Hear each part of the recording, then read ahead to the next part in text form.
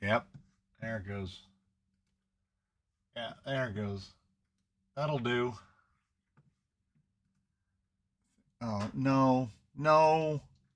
No. Would you like to update? No. Look, I'm like 4 versions behind, and if I have my way, I'll stay 4 versions behind forever.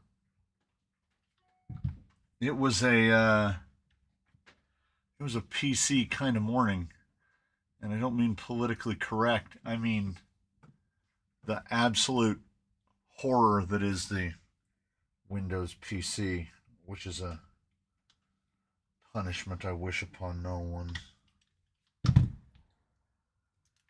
Jimbo coming out of the box with the 5 in the first minute, one might say.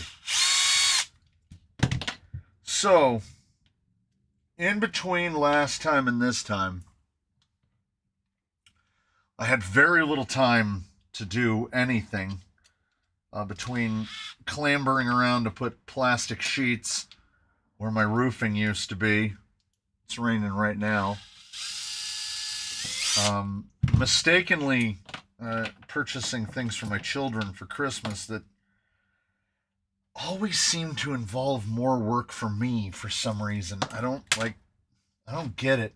They're supposed to help me out with computer stuff, not the other way around. I am old, and I keep telling them I don't like PCs and I don't know anything about them. And then I spent countless hours researching budget graphics cards.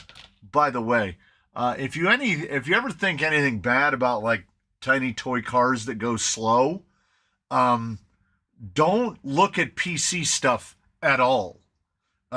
Searching the internet is an utterly fruitless exercise.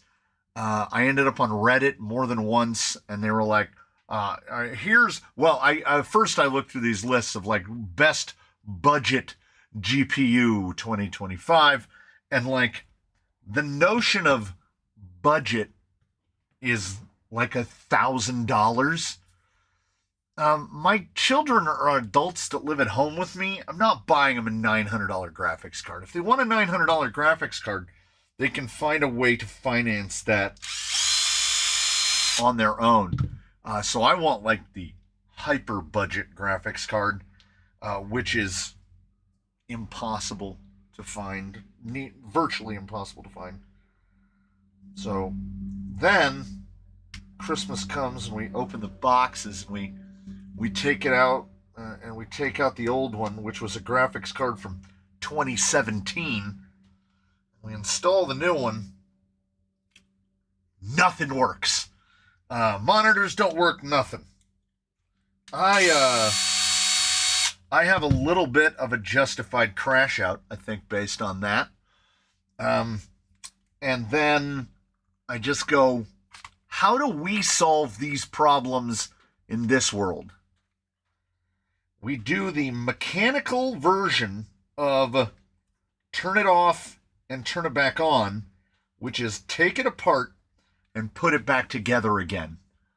So I got in there and I unseated that graphics card and I unplugged everything and I plugged it all back in,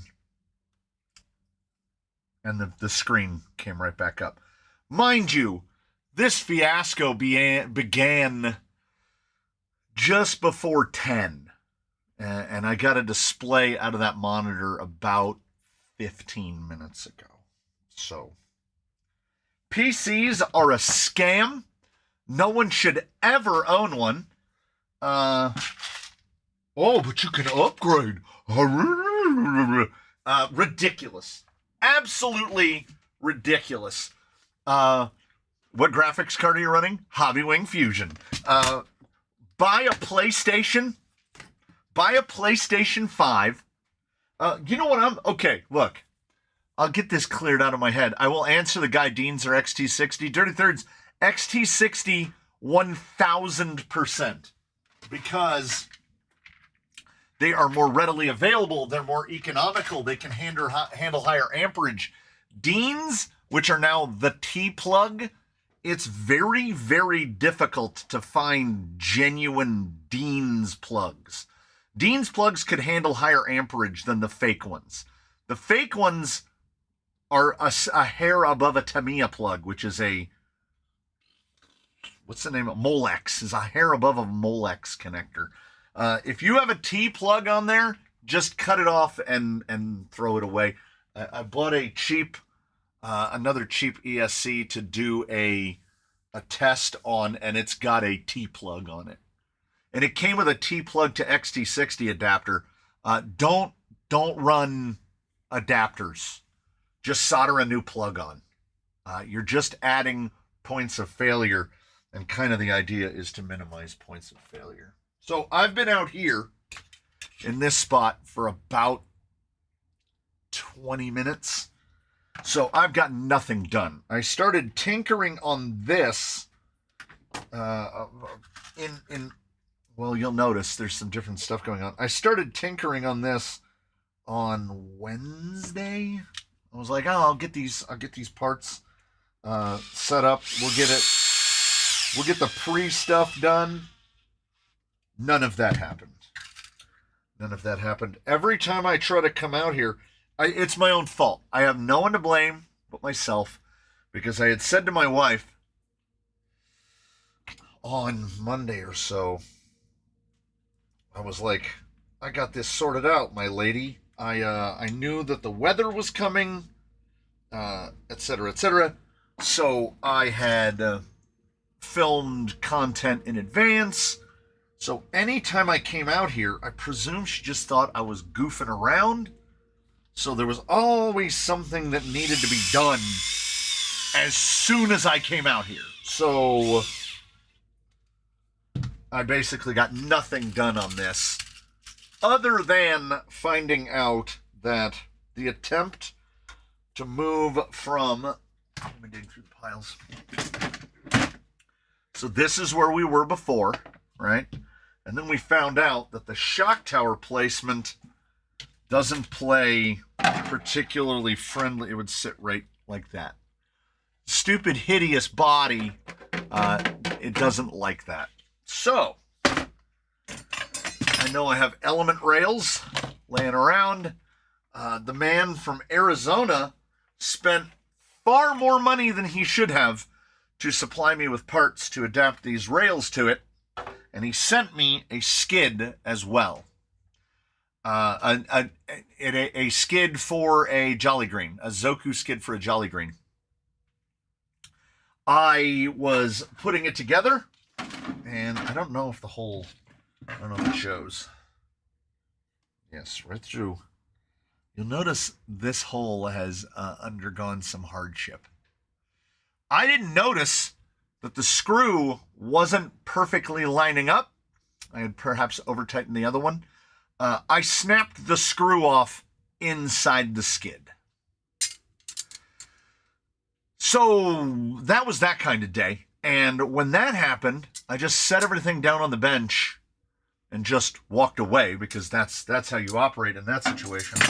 And then I said, I've got a bunch of aluminum skids. None of those aluminum skids will fit C channels. I also have multiple sets of stance rails in the drawer. So where we're plugging forward right now is we're trying to outfit this onto stance rails. It wasn't specifically the power tool. It was a little bit of the only M3x40s I had were stainless. So it actually snapped off inside the skid. So that skid is 86th. So we are, and by we, I mean me, and by me, I mean us, we are making this easier on all of us, because while it is shoddy crap, we can just use this. This is one of the first ones I made. This is it's not even bent. Servo and axle bracket. So we're just going servo and axle, which means we can 4-link the front, we can 4-link the back. I did do this.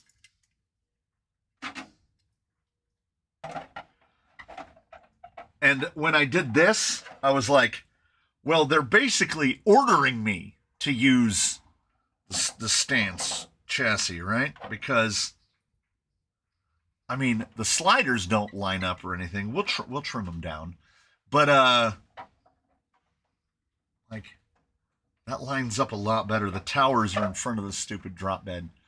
3-link and panhard the rear. Well, I didn't change any links. And that's pretty good on the rear. And free floating. I don't think I ever sorted out shocks for it in the first place.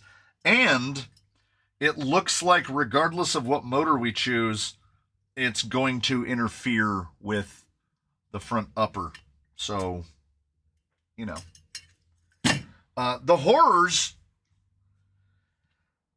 they never abate. They never cease. Just press forward. If I never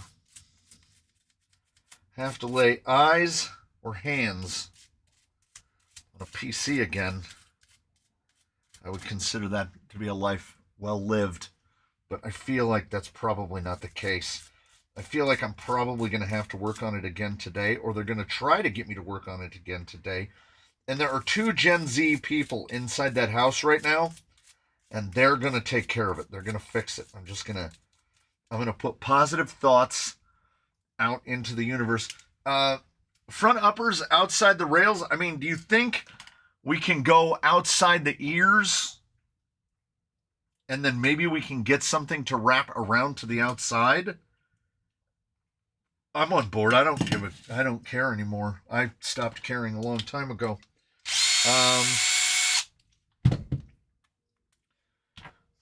It's all downhill. It's all downhill.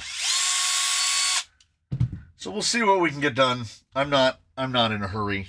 I'm having an absolutely terrible Friday. See, Swampers and I are having a very different experience in the world, which is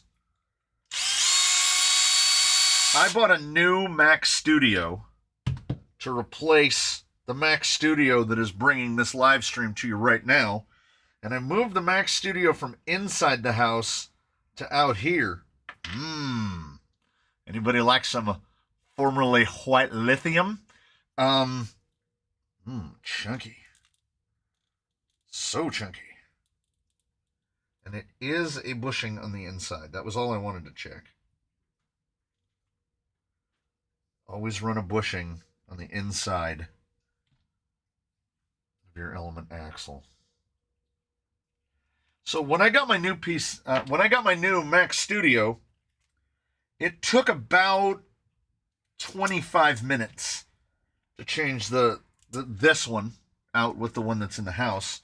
And then when I came out here, it took longer to install this one here in the place of the Mac Mini, because as we had made changes over time, I filled an entire one of these with all the extra wires. So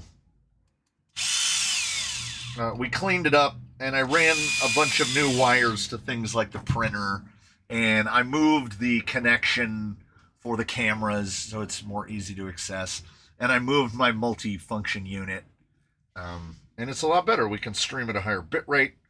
We drop less frames. I was asking a lot of the Mac Mini. What happened to the PC was the stupid thing that they convince you can do to a PC, which is, you just upgrade it. You just upgrade it.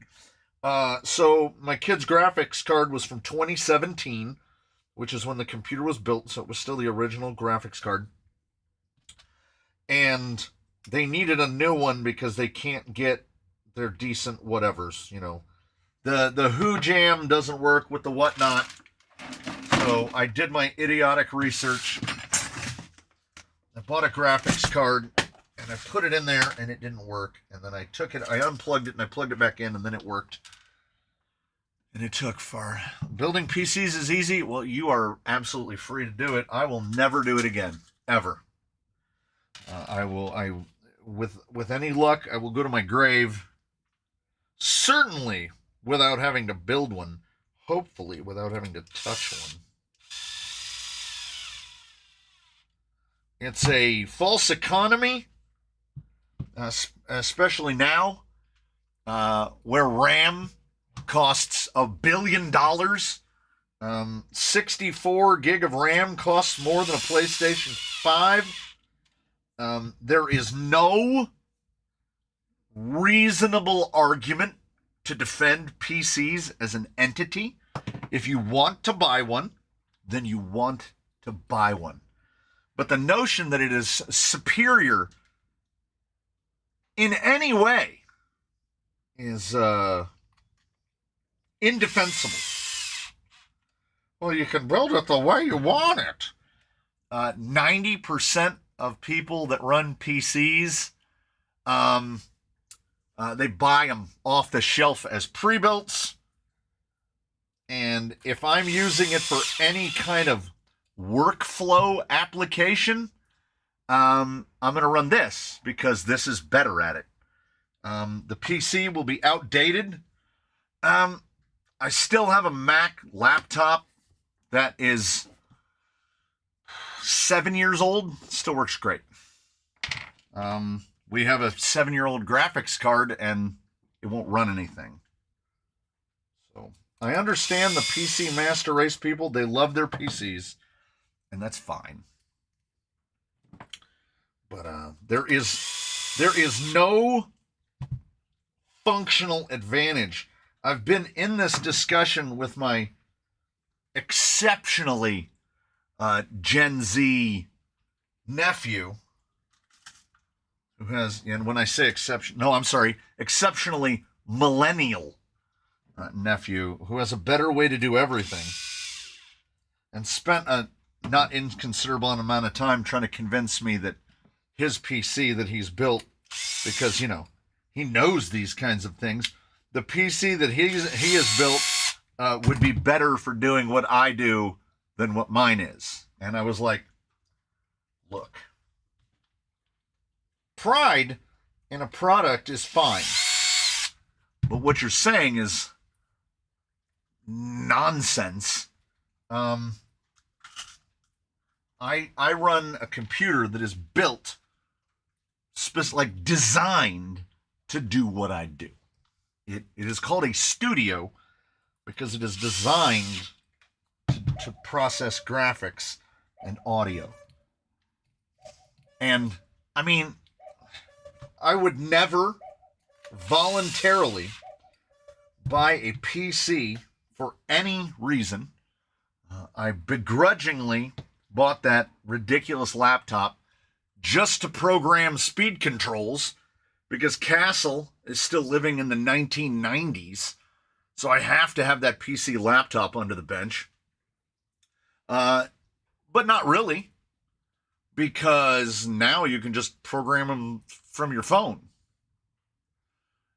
So I would just choose that. If it has a PC interface to program the speed control, I've basically just moved on to the point where I just don't buy that speed control. Also, the argument of economy, that argument of economy is gone because it's $500 for 64 gigabytes of RAM thanks to the AI farms.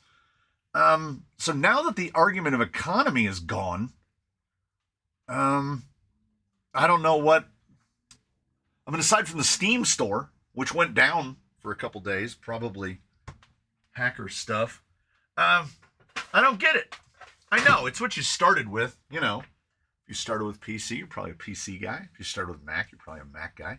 I started with Mac, so I guess I'm a Mac guy. I have a lot of Mac products. I'm not, but here's what I'm not. I'm not preaching it.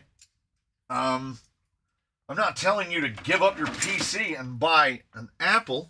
And that's the difference. It's the difference. The PC master race are the vegans of electronic devices, where they'll always tell you how much better it is for whatever thing that it's better for. And I'm like, God, just shut up. Just shut up. If I say that I don't like it, then I don't like it. Like, it's an absolute pain in the ass. It took 2 hours to get the screens to come on. And you only get to check everything. Well, you can't upgrade the one that you have. Because I buy one and it lasts 6 years, 7 to 8 years, and then I buy another one. Like, they call it a bug. It's a feature. The fact that I can't upgrade it is a feature. I told my kid this morning, why did you bring me in here to look at this? You're going to ruin my day. And I was right. They really did. Because they overlapped the time when I eat lunch. So I didn't eat lunch. So I ate half of a Reese's fast break. So I'm just going to get grumpier and grumpier. My head is going to hurt more and more. And then we're going to go on our way. I was looking forward to the stream. I was looking forward to the time after the stream. I got 4 items for Christmas. And, yeah, but PC has gaming. But have you ever met a PC gamer? Have you ever met a PC gamer? Garbage people. Garbage people. The things, it goes over there. The things that those people say to each other online is reprehensible. Is it put together yet? Yeah. I set it below your camera. Whatever. I know exactly where you wanted me to put it. That's fine. Whatever works, man. Did they see what I drew? No, not yet. Oh! I gotta remember what the words are. Hold on. I gotta, the people that adamantly hate Apple are the ones who think British food has flavor. See, I like that. Install DDU, LOL. Download new drivers, unplug internet, install new drivers. That sounds like that sounds like the advice of a bona fide tech guy. This is the one thing that I have to look forward to today, which is hopefully a controller big enough for my hands. A regular DualSense, my hands start to hurt right across here because I have to I wrap all of my broom and shovel and rake handles in bicycle grip tape to try to make the handle big enough to where I can hold on to it. So I am absolutely looking forward to this. If this gives me a pain in the ass, I'm going to burn the whole house down. And also, this was the highlight of Christmas morning for me. I forgot that I had asked for this. I'm a 12-volt addict. Anything that will accept this form factor of battery is now my kind of tool. Because when I have to do things like cut to length drive shafts and cut down the rods when I'm making my own links, it's a pain. And it's not a wheel of death. It's got the shield on it. Now, if and when we take that off, because then I could use it upside down and shoot the sparks away from me. Then it will be a wheel of death. Oh, tell you about my new 3D printer. The 3D printer is in a box. The box is right over there. It's probably not coming out of that box 2 weeks. Yeah. It's just it looks like 3 screws to take the guard off. So we'll take the guard off. So I'm looking forward to my controller. I'm looking forward to sitting down. I'm looking forward to eating. We'll see. The guard doesn't rotate? No. It's definitely locked in. What's also crazy is that, a little bit of shrinkflation hitting us again. We've got the lock. Nice. But then they just give you this big old Allen wrench. And I was like, I bet if I take the battery out, it's like in there. No. There's absolutely no place to store this. It is not the same wrench to take off the guard.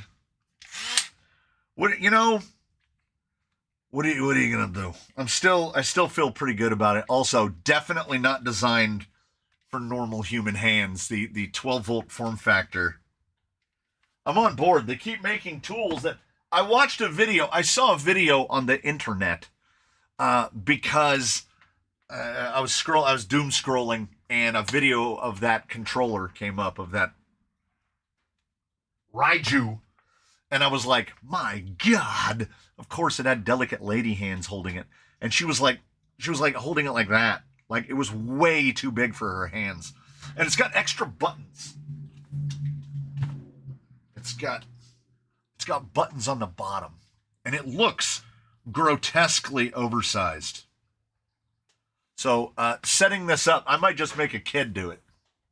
I do, Mr. Hurley, I use my Dremel to do the same thing, but it sucks.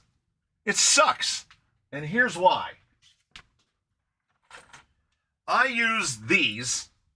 This is what I use, the quick change cutoff wheels.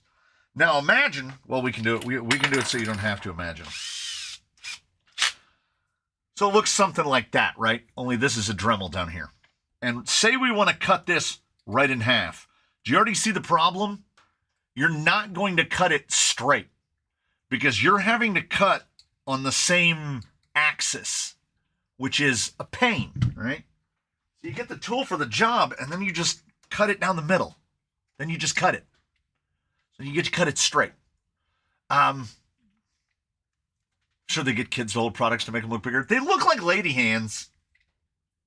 Either way, I'm cautiously optimistic. I need to make an adapter for Kitchen. KitchenAid makes cordless tools? I've got a stand mixer. That's about it.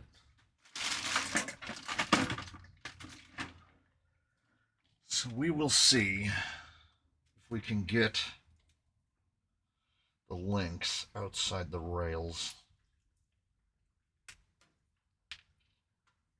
I do have hands like a basketball player. I have said it before, and I have nothing. I need to get a file. I have nothing to back it up, but I believe, if not for my mother's indiscretions during the gestational phase, I would have been much taller. Because I got freaky bones!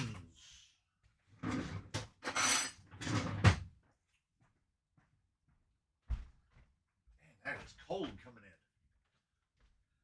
I was probably supposed to be about 3 inches taller. But,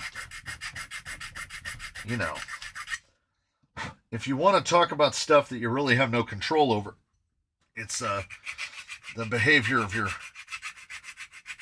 the prenatal behavior of your mother. I made that a little tight. It probably had a metal case servo, which tend to be a little smaller.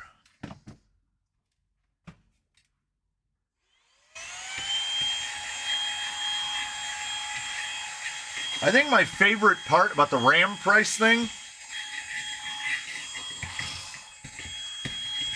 who are the guys? Is it Micron? The guys behind Crucial?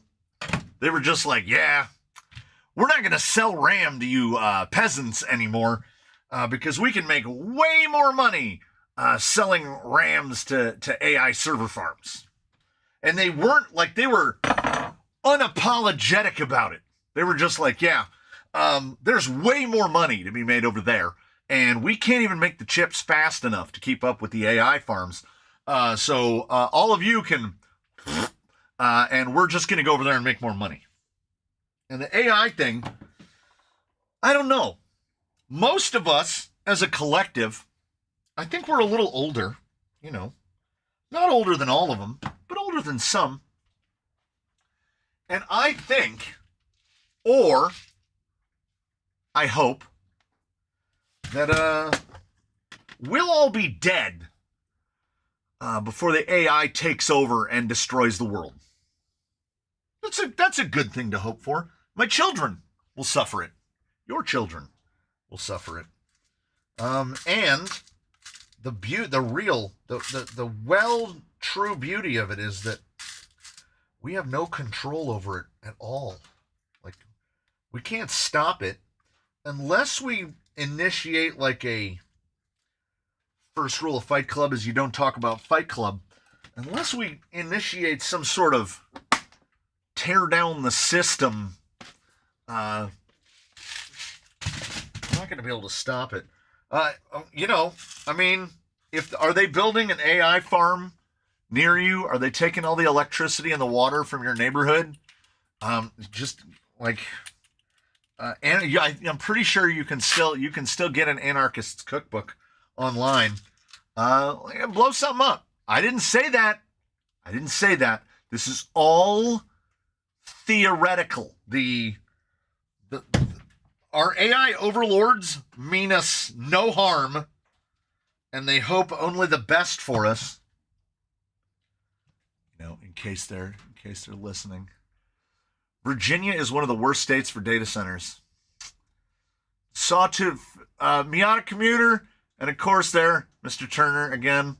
Oh yeah, too many AI boyfriends and girlfriends. I forgot about that. Yeah, just remember to turn your AC off this summer so they can run their equipment.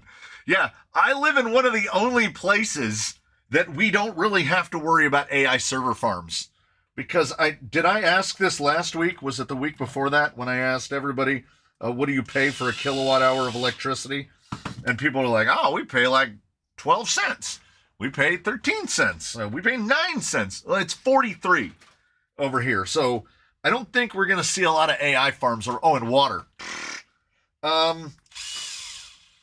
For a private residence to hook up to municipal water, and it's not actually municipal. It's a private company, the East Valley Water District. It's a private company that gives us our water. And if you are connected to the grid and you don't use any water, say you go on vacation to Sumatra for the month, when you come back, your bill is about $50. That is a connect to the service. We're going to charge you for the maintenance of your water meter. Which, if it's leaking, they will find a way to make it your fault. If it's leaking in the middle of the street, they will find a way to make it your fault. One Sora video uses as much electricity as running a microwave for an hour. That's insane. But I believe it. I have no reason to believe it, but I absolutely believe it. So, unintentional to be sure, but this thing is going full class 1.5. We're doing, I guess we only do class 1.5 here now. I guess it's all we do. Are they going to start building AI farms in the old coal mines back where I'm from, underground? It stays 60 degrees year round. Probably. And then there'll be a catastrophe. There'll be a cataclysm, and it's going to light those coal mines on fire. And then the fires will burn forever. Maybe they'll hit the cheese mines first. Because we've still got the cheese mines and the salt mines, right? Those won't light on fire. Has anyone converted tires to winter tires with chains? Yeah, Silent Hill style. With winter tires? I'm sure someone has. I want to say I saw somebody with tire chains on the Discord. There are cheese mines everywhere. I want that on a t-shirt. No context. I just want a shirt that on the back says, there are cheese mines everywhere.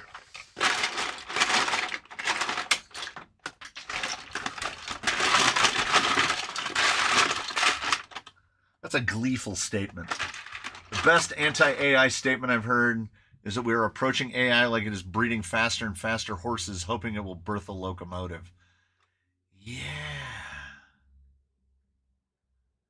Mr. Hurley used to work in the mines. The coal mines, not the cheese mines. You know what? I changed my mind. I don't want a t-shirt that says there are mines everywhere.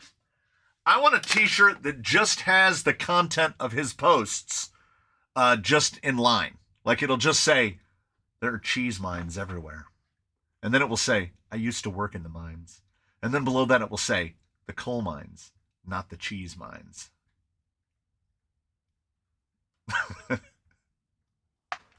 is great. I'm really hungry, but this is inarguably improving my mood. What is the piece? What am I looking for? This one goes there? No. There. That goes there.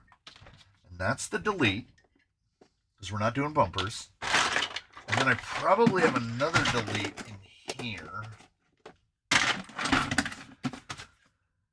I'm still trying to figure out where all the cows are that McDonald's uses. Supposedly they make 1 million burgers a day. Well, you're operating from a position of an assumption that everything in that burger is cow. And I'm not convinced. How long until AI takes over the world like in Terminator? I'd say 30 years. I think we're good until at least 2050. I'll be dead, most likely, by 2050. So I think we're good. I think this generation is good. They got in trouble for using sawdust. So it has to be a protein, I believe. Although it does just say all beef, right? And technically, are not all parts of the cow beef? Cows got hooves and ears, and they use moss. Yeah, nothing is wasted. I think Judgment Day isn't that never machines will not be conscious. Quantum computing, you notice they're not really talking about it? You don't hear them actively talking about quantum computing as much as they did. And I think, here's my, tighten your hats. Get your tinfoil, craft it into a hat, cinch it down real tight.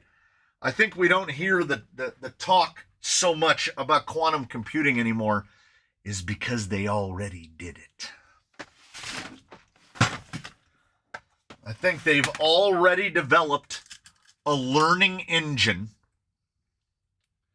A cow is 1,800 pounds of meat, 14,000 burgers per cow. That's only 71 cows a day. Well, then see, he ruined our fun with statistics. Boo. Also, I was going to say freezers. No, I think consciousness.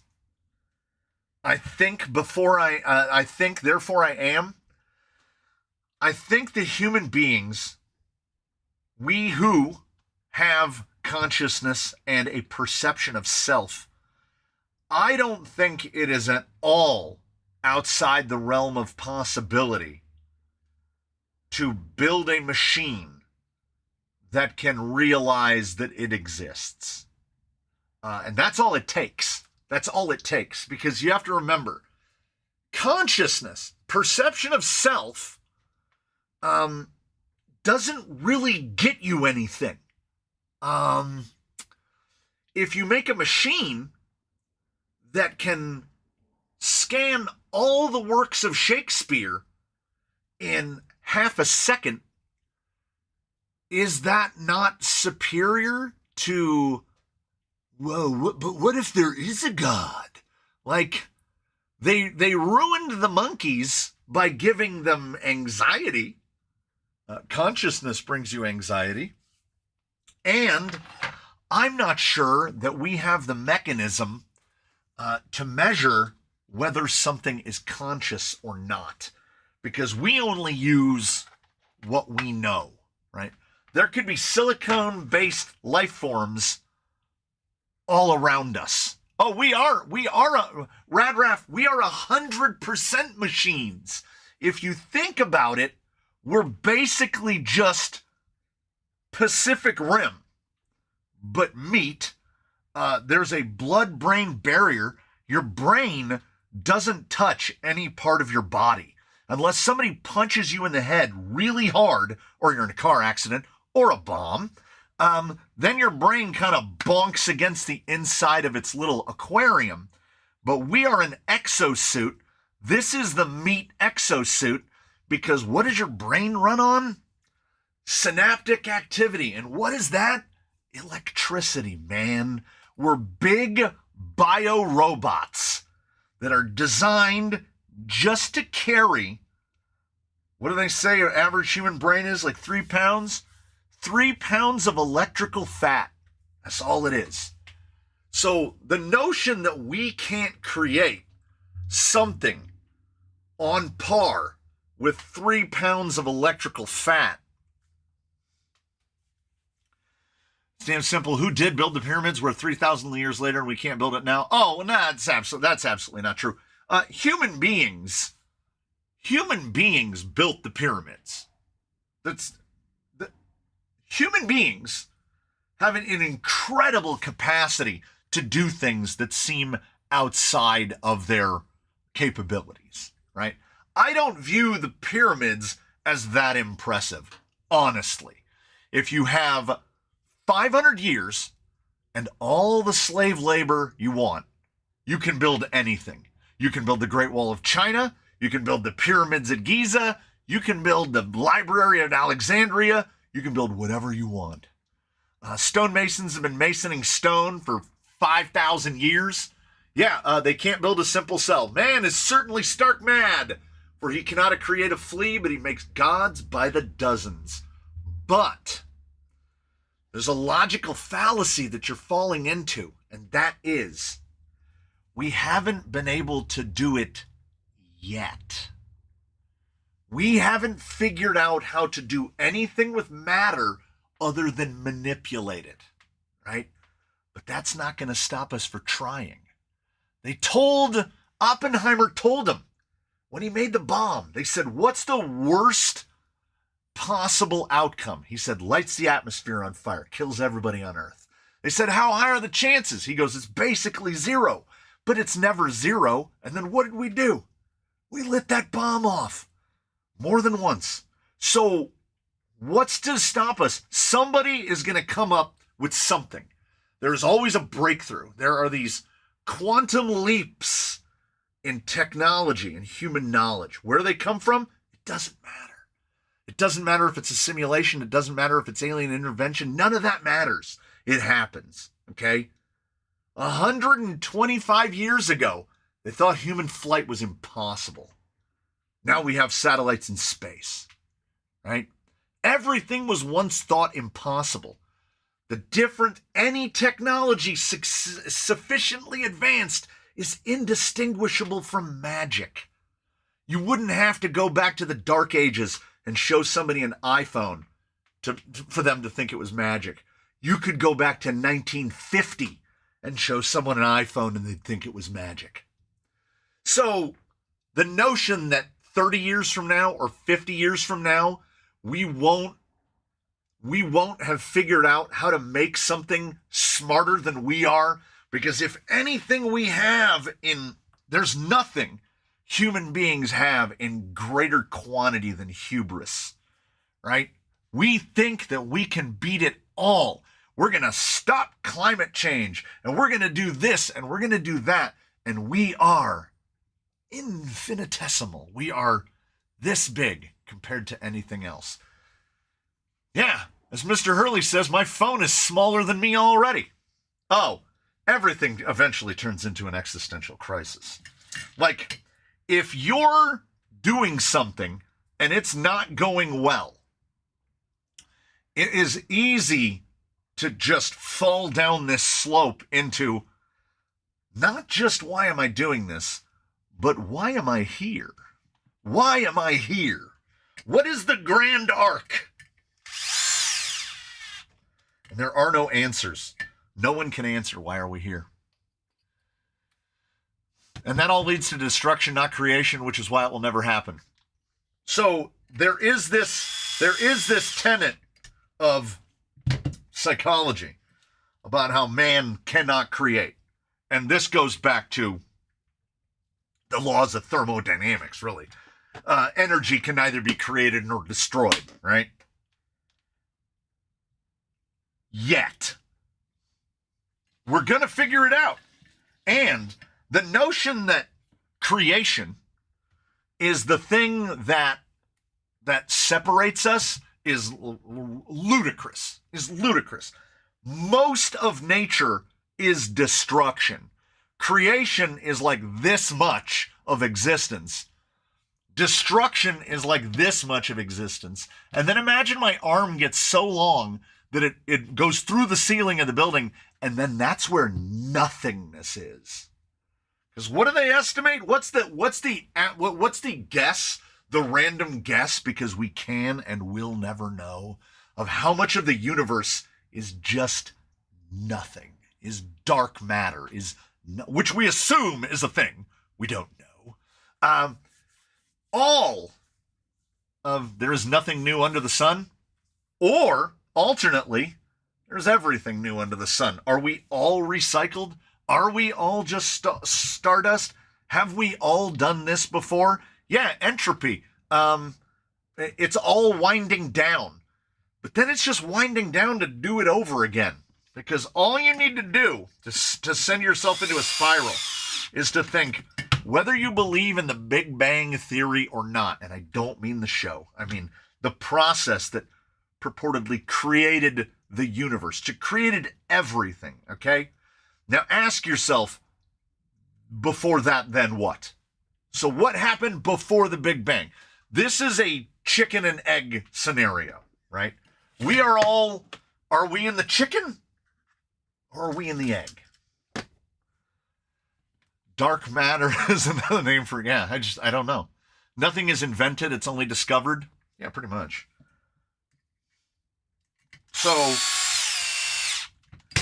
So we're going to find out. Human beings are merely this. Let's go back to what? Let's go back to the guy that wasn't us. Let's go back a little bit before Homo sapiens sapiens. And we'll go back, like, we don't even have to go back to Homo erectus. We'll go back to the guy that looked a lot like us, but wasn't exactly like us. We'll go back to some level of proto-human. And at what point, at what point was there, when did it click? Okay. What was the click where that guy went, you know what I should do? I should move inside. I should just go inside. Because then that begat us, and that's basically when evolution stopped. Once you move indoors, it's pretty much the end of that. So, we don't need a missing link. Like, if we, this is this terrible thing. This is what we're working on, the same thing that we were working on before, but we changed gears completely because nothing is working and nothing will work. Failure is the only constant and guarantee. Worms share more DNA in common with mankind than apes do. Here's one that's fun to put in, to feed to your brain.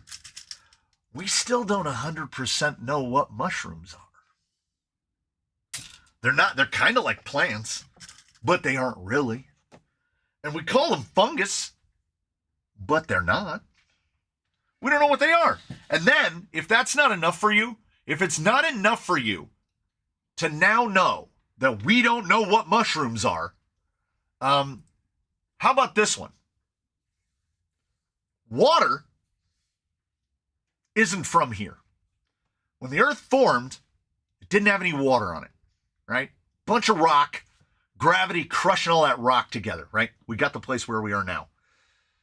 But water, the planet doesn't generate water. Nothing generates water. Water came from somewhere, right? And it comets hit here, right? Comets, all the comets hitting here, depositing all this water. Meaning what? Yes, all water is extraterrestrial. All water. So liquid water, the thing that makes life possible, is not from here. It happened here by accident. What? So the notion, so what is more likely, what is more likely to have happened? That life spontaneously just poofed into existence, or there was something in the water. There aren't aliens. We're all aliens because the water isn't from here. And the water came from not here, meaning there are no aliens at all, baby. We all came from somewhere, right? Everything came from somewhere, which is, so what the hell is a mushroom that grows underwater? I don't know. Nobody knows what it is.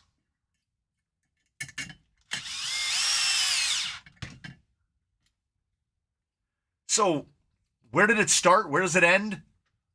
I love a good theory. I still read every flat earth post and geocentrist post and everything else that I can find on Facebook. I love them. I love them so much.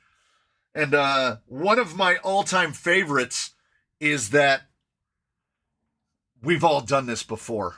Like, think like the Matrix.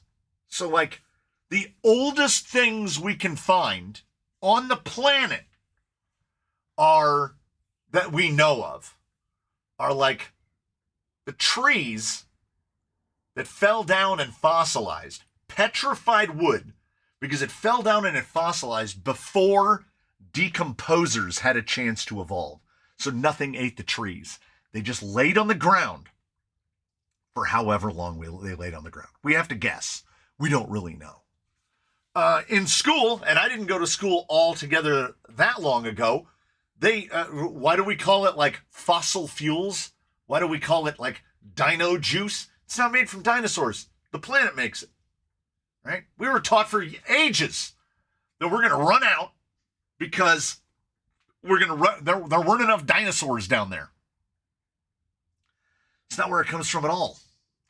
So this notion, the hubris that runs through all of mankind, that, well, we know, we don't know anything. All we can do is go, okay, maybe we can hope that future outcomes can be predicted by previous action, which is a fundamental logical fallacy, right?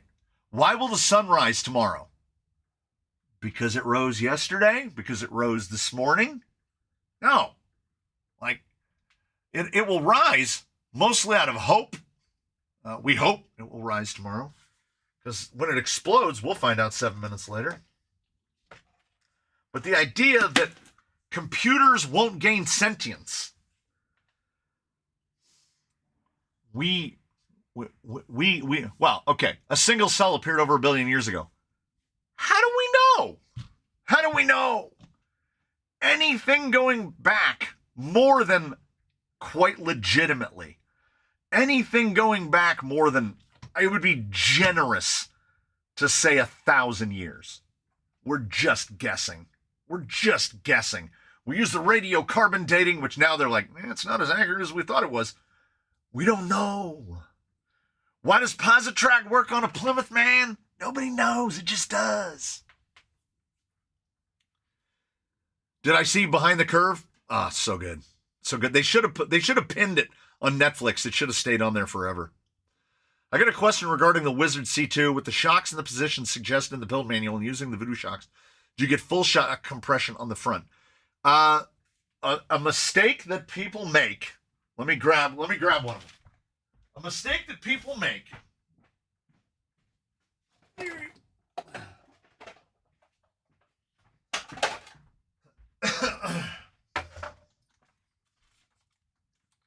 is they will take the front end, right? So I think this is stock positions. Looks pretty much like stock position. They will take the front end and they will just push it up, and it will go bonk, and you will see the panhard bar slap into the top of the pumpkin. That's because that part doesn't really matter, right? If you can get full compression over here and you can get full compression over here, you're doing okay, right? Full, like what we do in the rear, that's not really that valuable, because while descending, if you have something to limit the front's compression, that will actually help stop you from flipping over forward under descents. Now, set up in the highest hole, I think it actually bottoms the link out. The angled panhard hits the bottom of this right before it gets to full compression. So you can just go down a hole. I tend to run mine a little lower.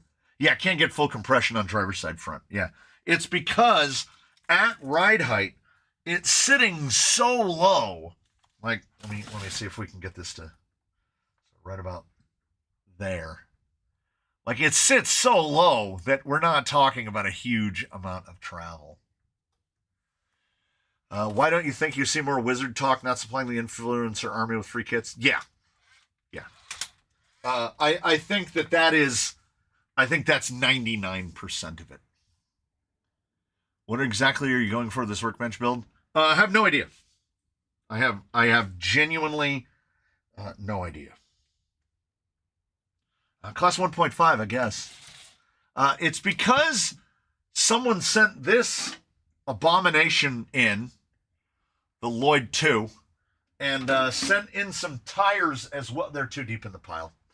Sent in some tires, and I was like, well, if he provided tires and a body, we'll just build something to fit it, and then we'll give it away. So that's what we'll do. Yeah, how do we know without being alive at that time? We can never say for certain. This is my one. Here's one. If you want to get somebody really angry, here's how you can get. 40 weight is probably too heavy for the Wizard Shocks. You want to be like 300 CST, like 27.5 weight. Paint the Lloyd with the most hideous color will make it look like an ugly duckling. I don't know. We're gonna go at it. We're gonna find out how it gets painted. Here's one to anger up the people that are environmentally conscious, the hyper environmentally conscious, which is scientifically, we have no way of knowing what we've done, right? Human influence climate change. You can say that, but it doesn't mean anything. Because we don't know. We can't compare the model to another model, right? No, at no time has there ever been this many people organized in the way they are now. We could run a simulation, but we can never know.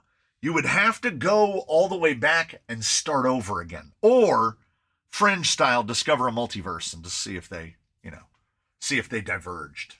But we can't know.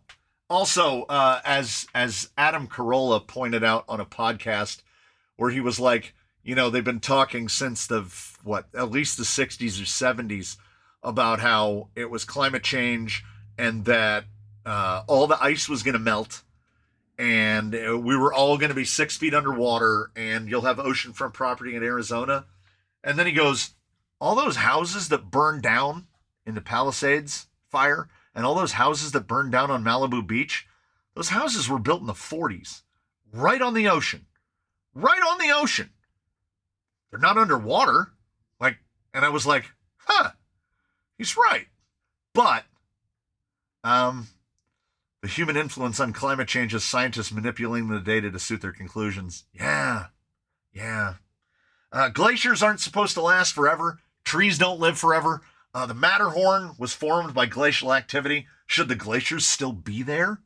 Um, uh, it all wraps back around to hubris. It's hubris every time.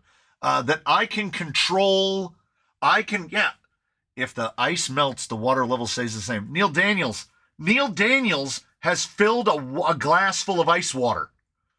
And even if the ice is heaped up above the glass, when it all melts, it's still at the same level. Why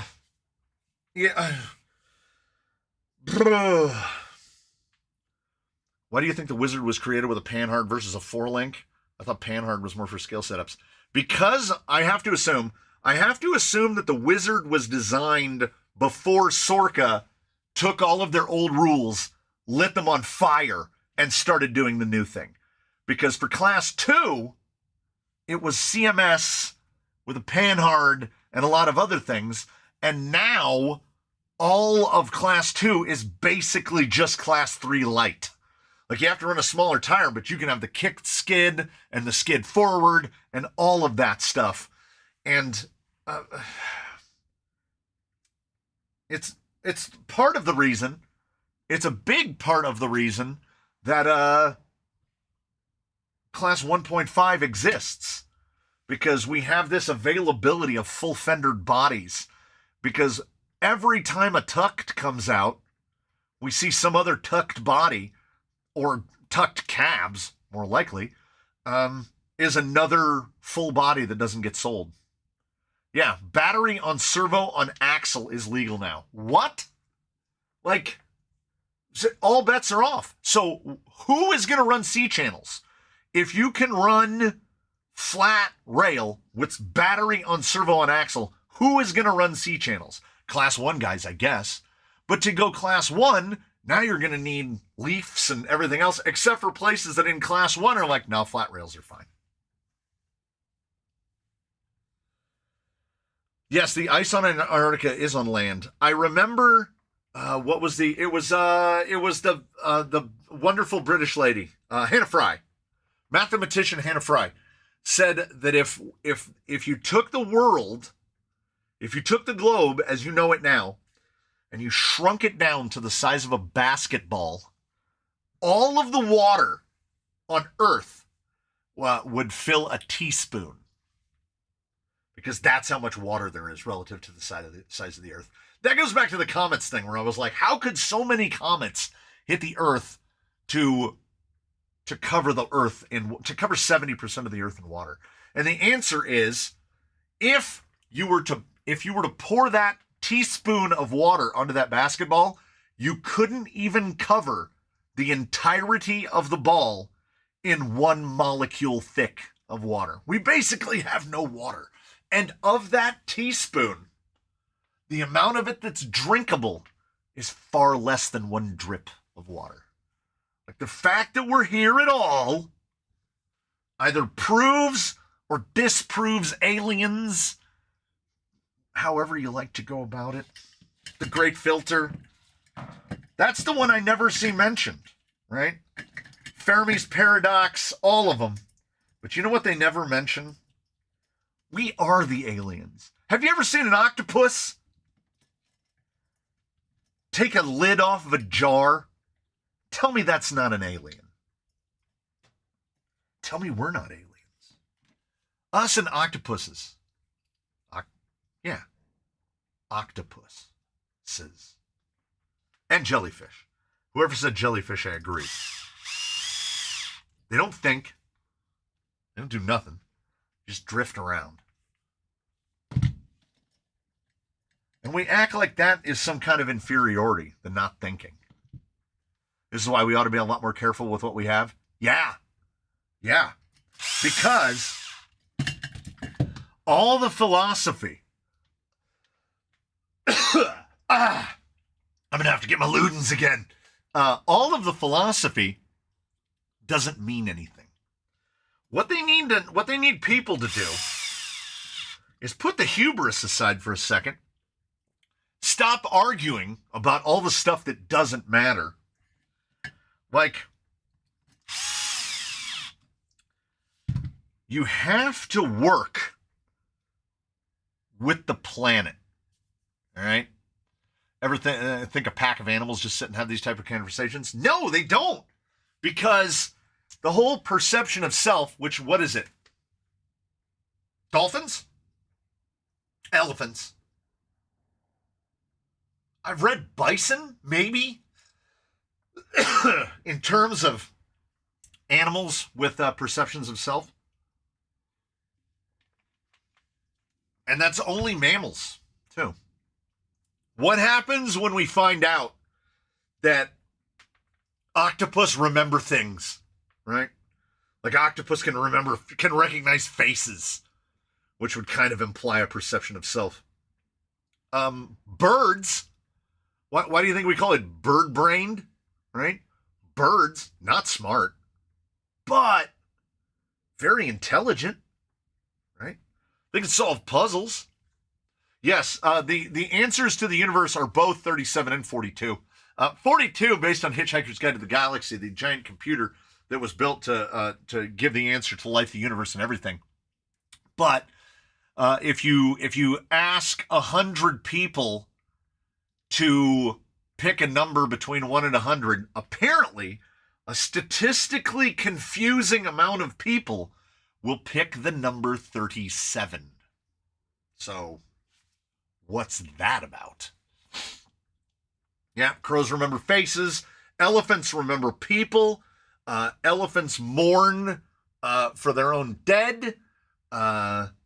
Scientists in like the 50s or 60s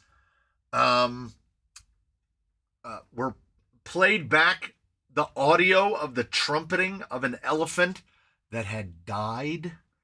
And when the living elephants heard it, they all started freaking out because they knew she was dead. And then they heard her sound. That's heartbreaking. Like, the fact that people still kill elephants is insane. It's the reason why, if you believe in any kind of power or being that's above us, if you are a Cartesian and you believe that there is something that which greater than that which you can imagine, if you believe in that, it's got to come back around, man. It's got to get us. It has to. And you know what? We've got it coming. We've got it coming. If something comes back around and takes us and wipes us off the face of the earth, I can say fairly comfortably we had it coming.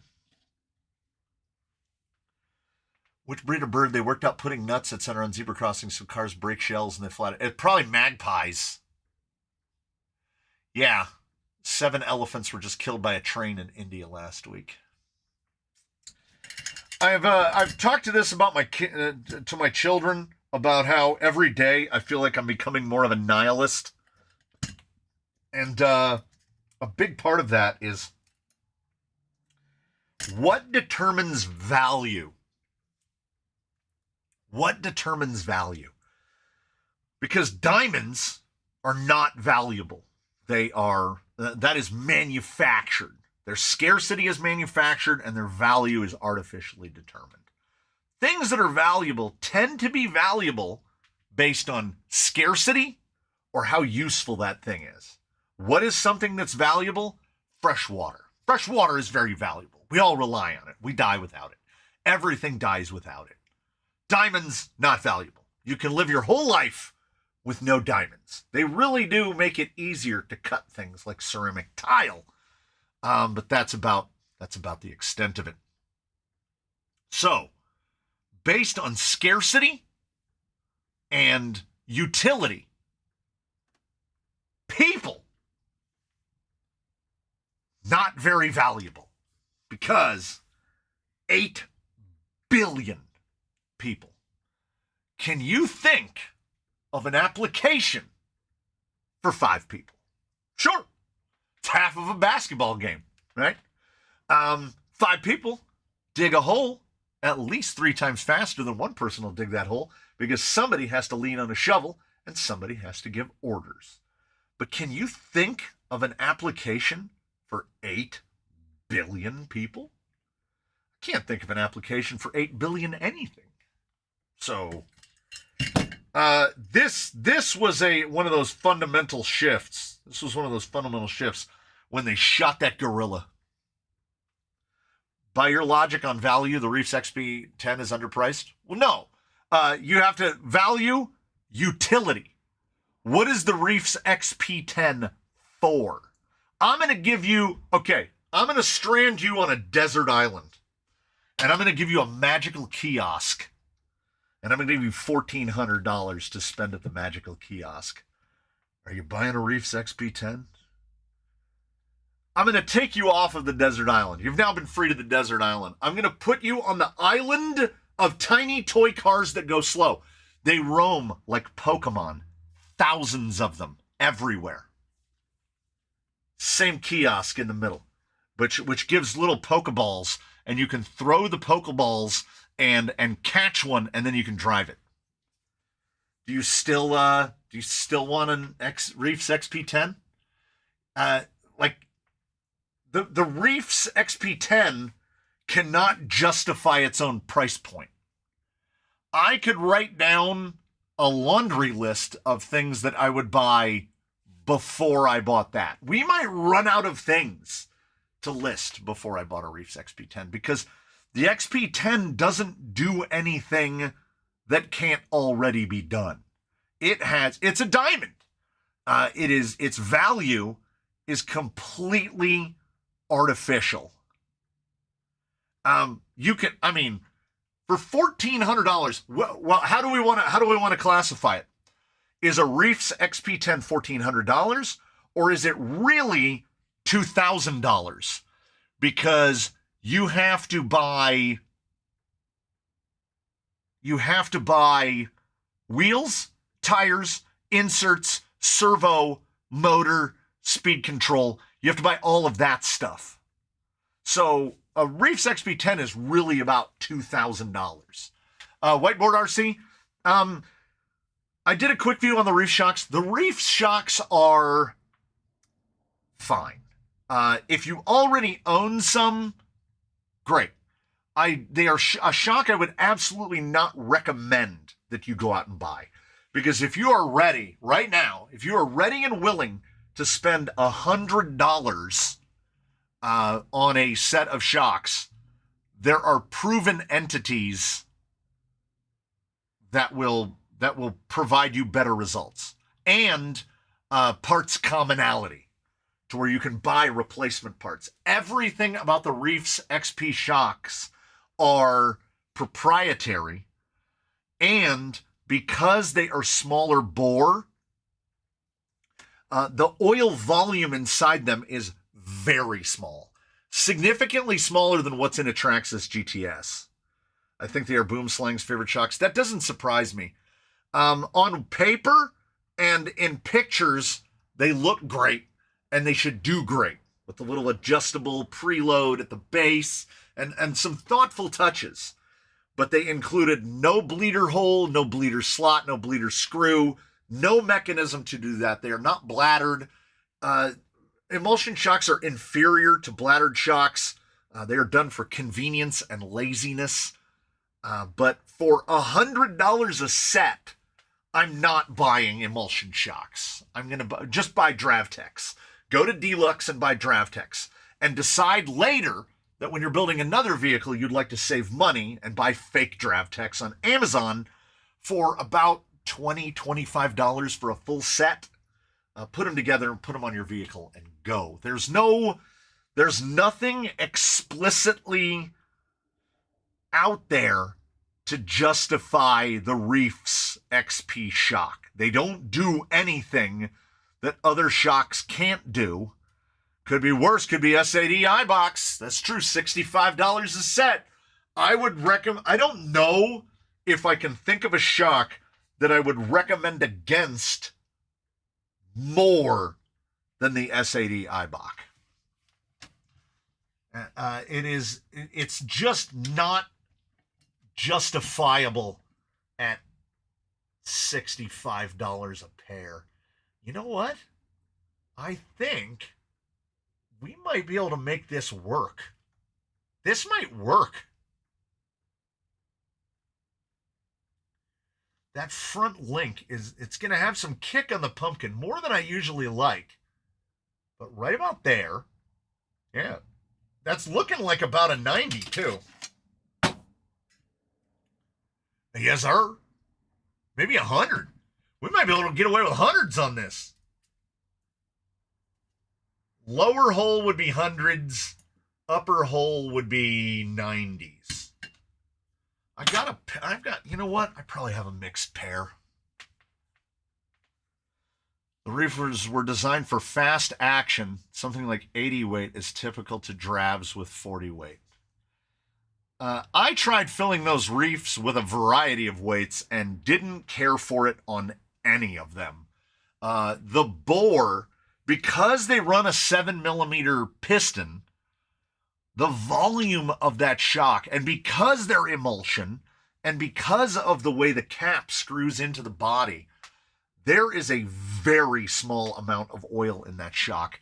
And with an emulsion shock, there has to be an amount of air to make it work. It's the emulsion part. Getting those shocks balanced to be there, to have the right amount of oil and the right amount of air to make them function properly is extremely frustrating. You could fill a set of most every other shock far more easily and far more quickly. And the larger the volume of a shock, the more consistent its performance is going to be, the longer it's going to theoretically operate in between service intervals.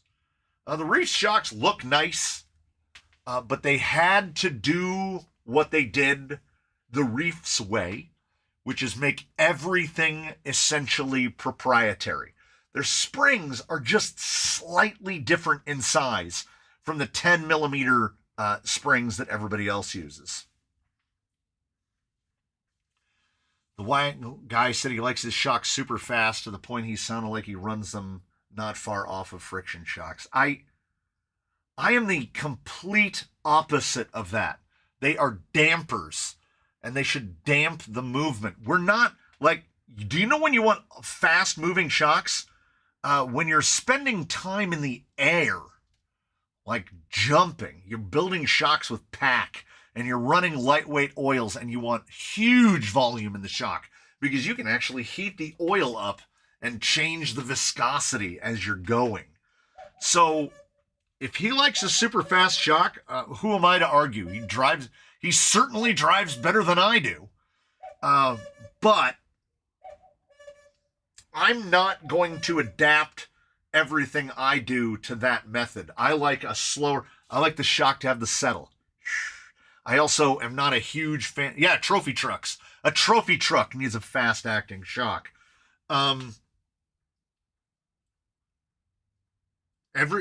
Horses for courses.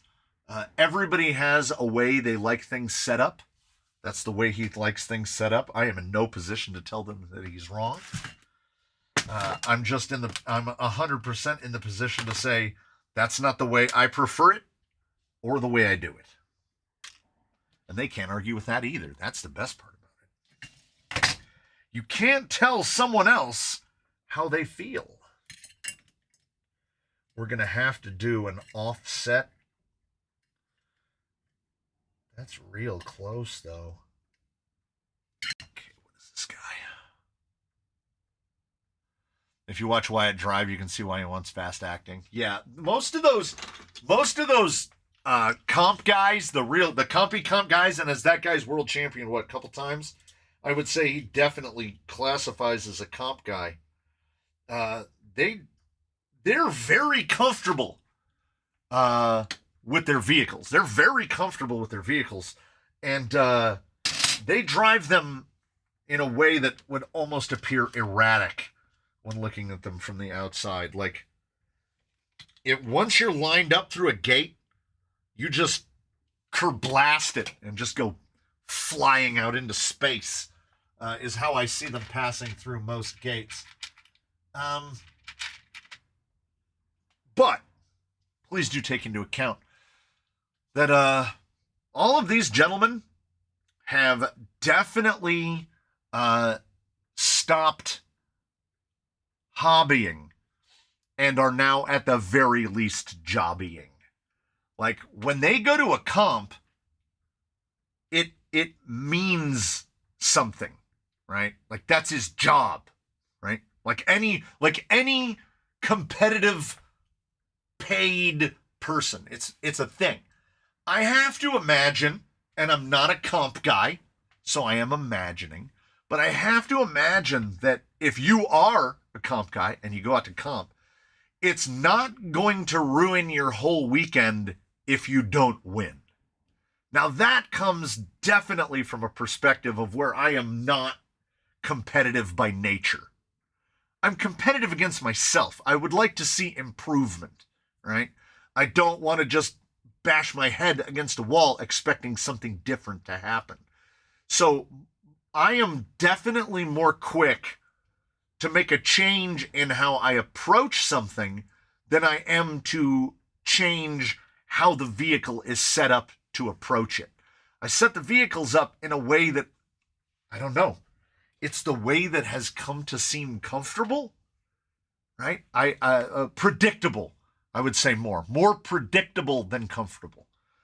I want to know what the rig is going to do.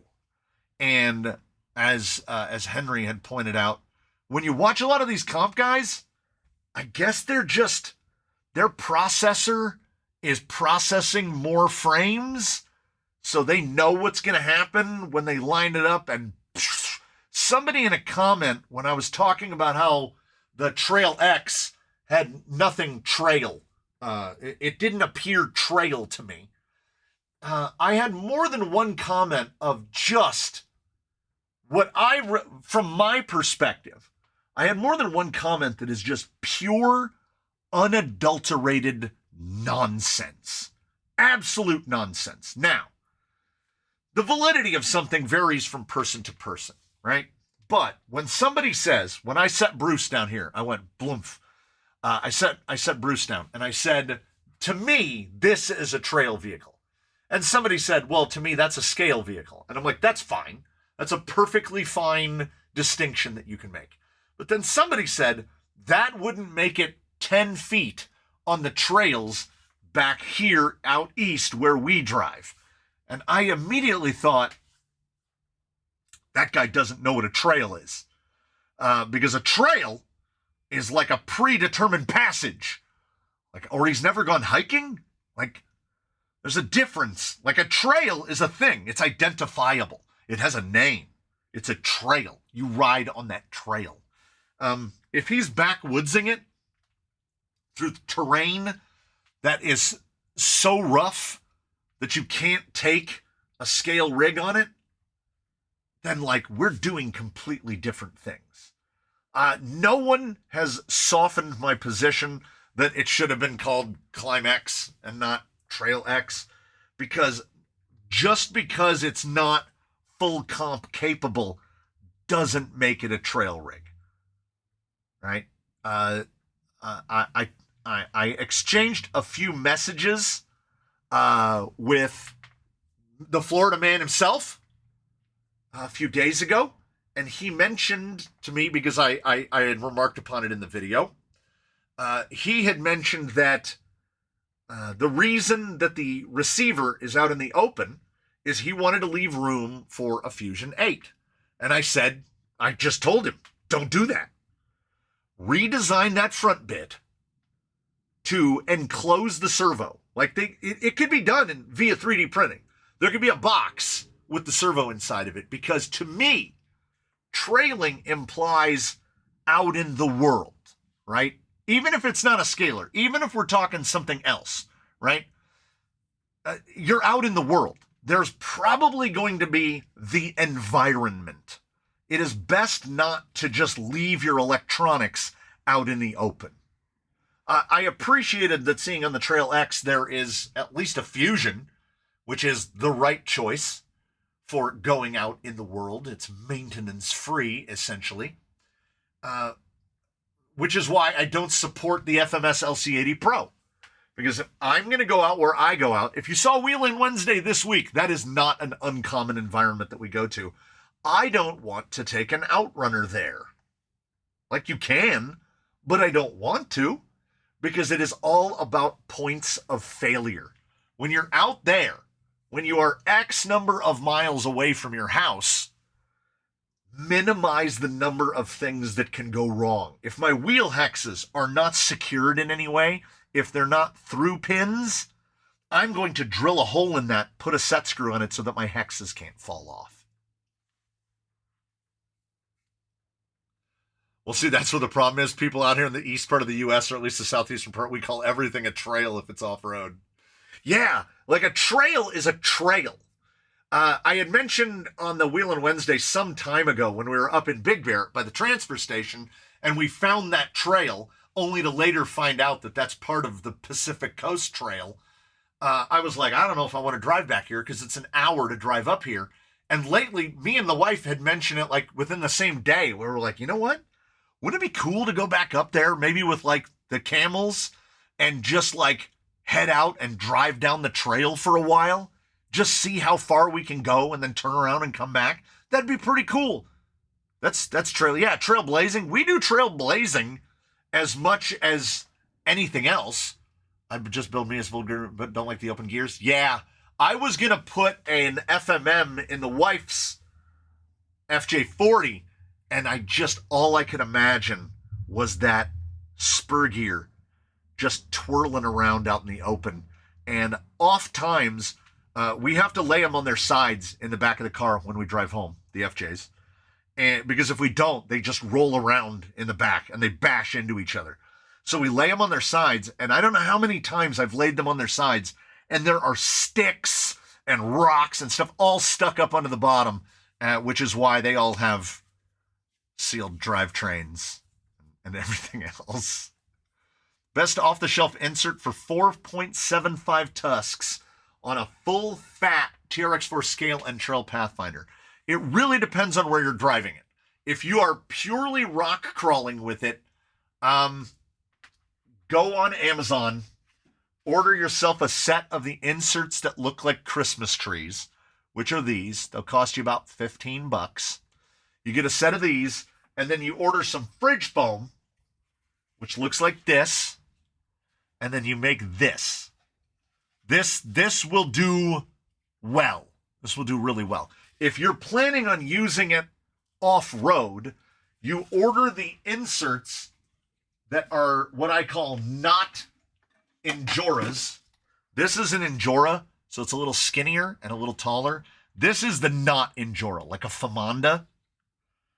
They're a little bit, and they're wider. These will perfectly fit a J Concepts tire, and then you just run them until they break down, and then you get another one. You order because they're like $20 a set. All of the trail rigs, all of them, every single one of them, save for currently right now, the wife's has 3D printed inserts in it because I need to make another set that are Trepador specific. And I do that by using silicone glue to glue a layer on. But these will basically just fit any J Concepts tire because all J Concepts tires are about the same size. Do I have an unmounted one? No. But I do have a fake tusk, which is exactly the same size as a tusk. It just fits. What did Flora Joe after you said no Fusion 8? He didn't really respond. I mean, I understand it. Like you have to think like a salesman, right? Like he's trying to offer people more options.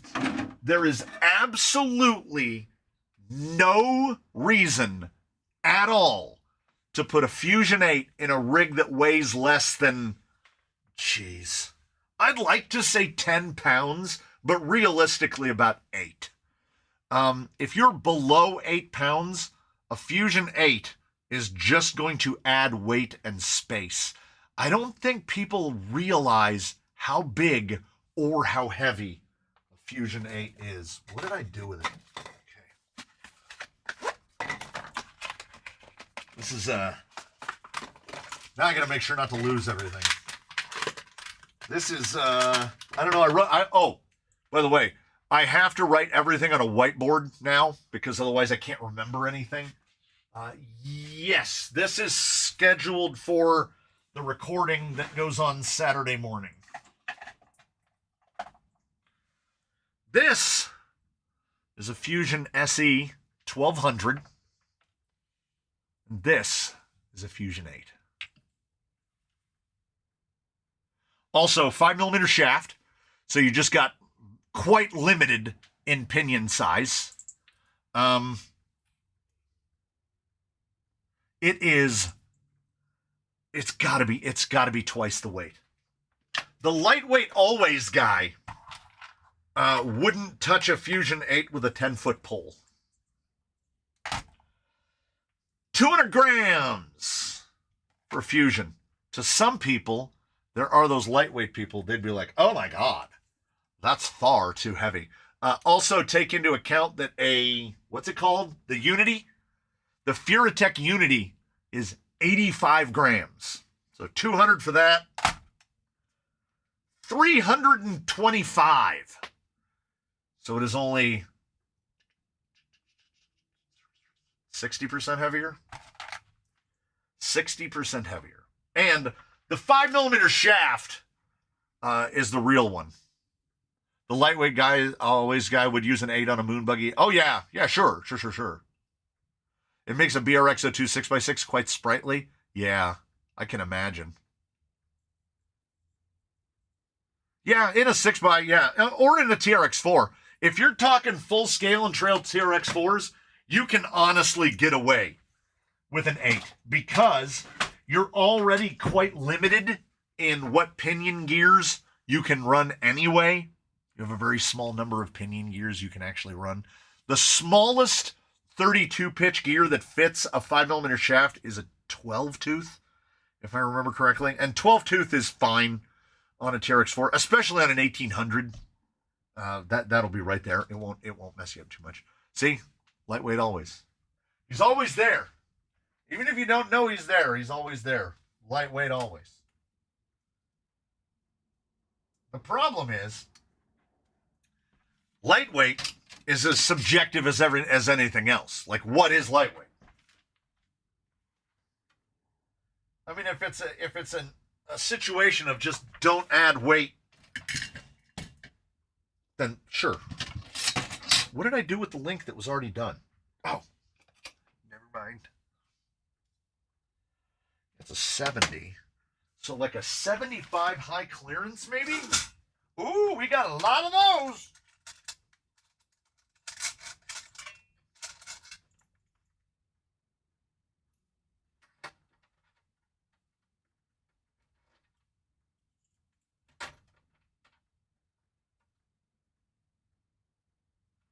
That's an 85.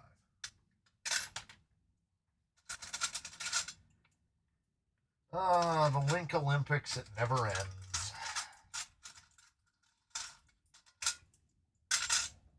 I think these are elements. All right. Now, question is, which way do we assemble? Man, it's getting cold in here. Temperature be dropping. Not sure if the deal is still going on. I got factory team shocks on Amazon on sale for $55. Wow, that's pretty good. Does your neighbor still have his Bushido for our flat forward skid conversion experiment, or is that going on your Cattleman? It's going to go on a Bushido one way or the other. Even if I have to buy even if I have to buy a Bushido and give it away, because I want to build a skid forward Bushido. Hey, Steven Turner with another 5.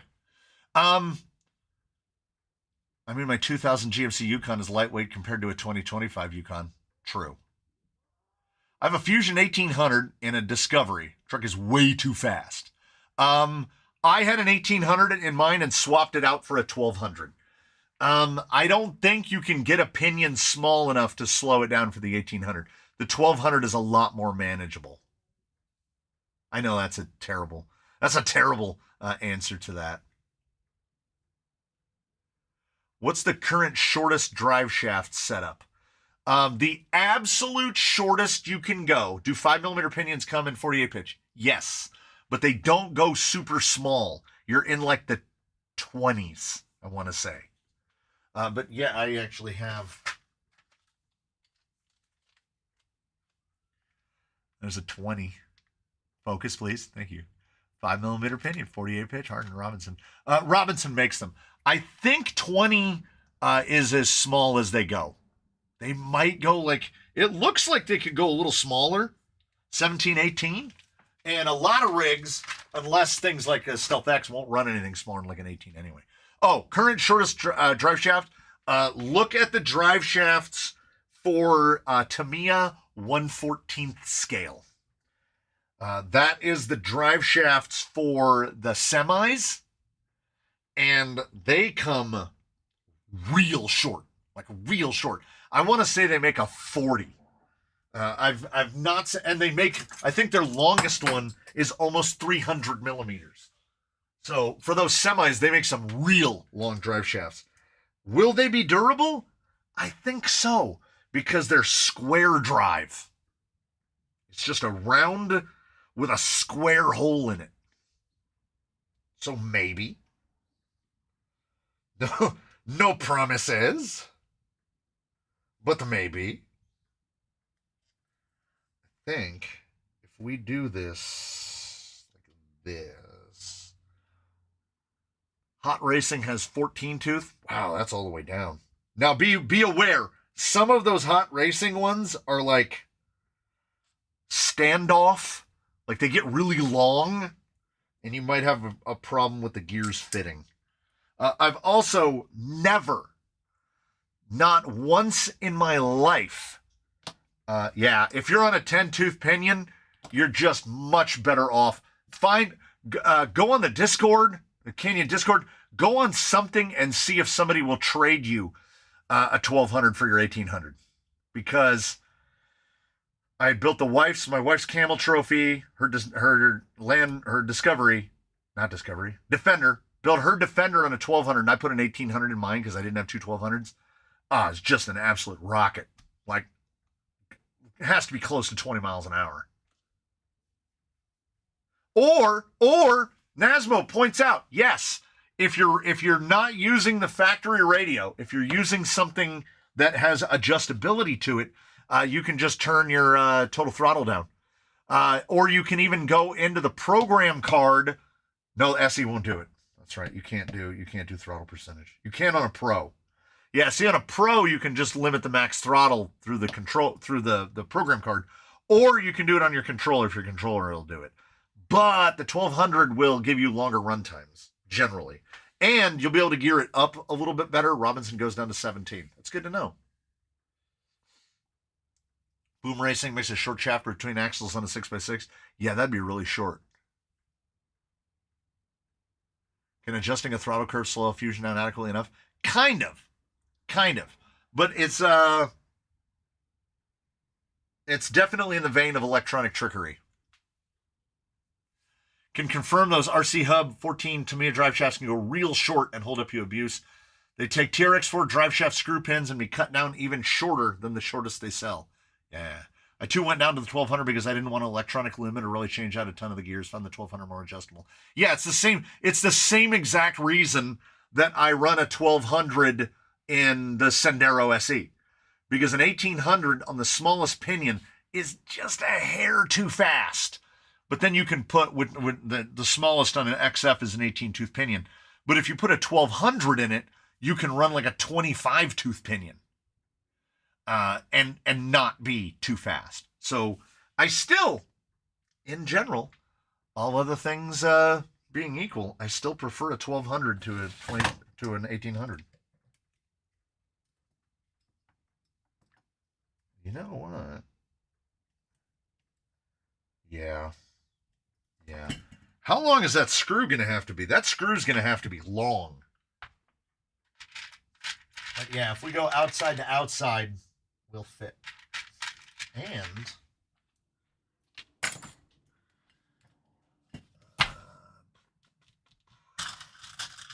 20 is way too long. Let's try an 18.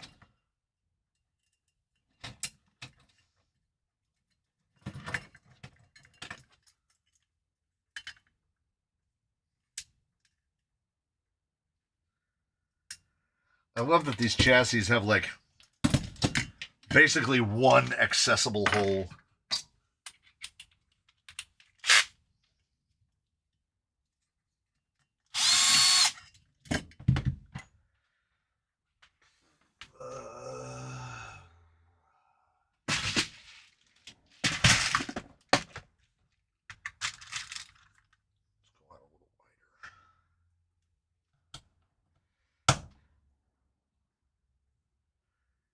Yeah, this the world isn't ready for how skid forward we keep getting.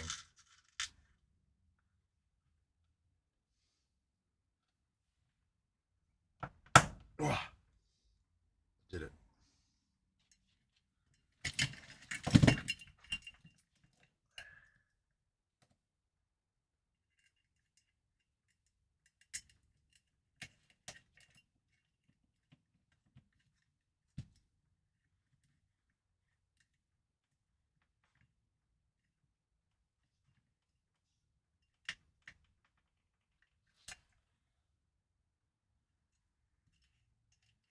Well, that's way too. Oh my goodness.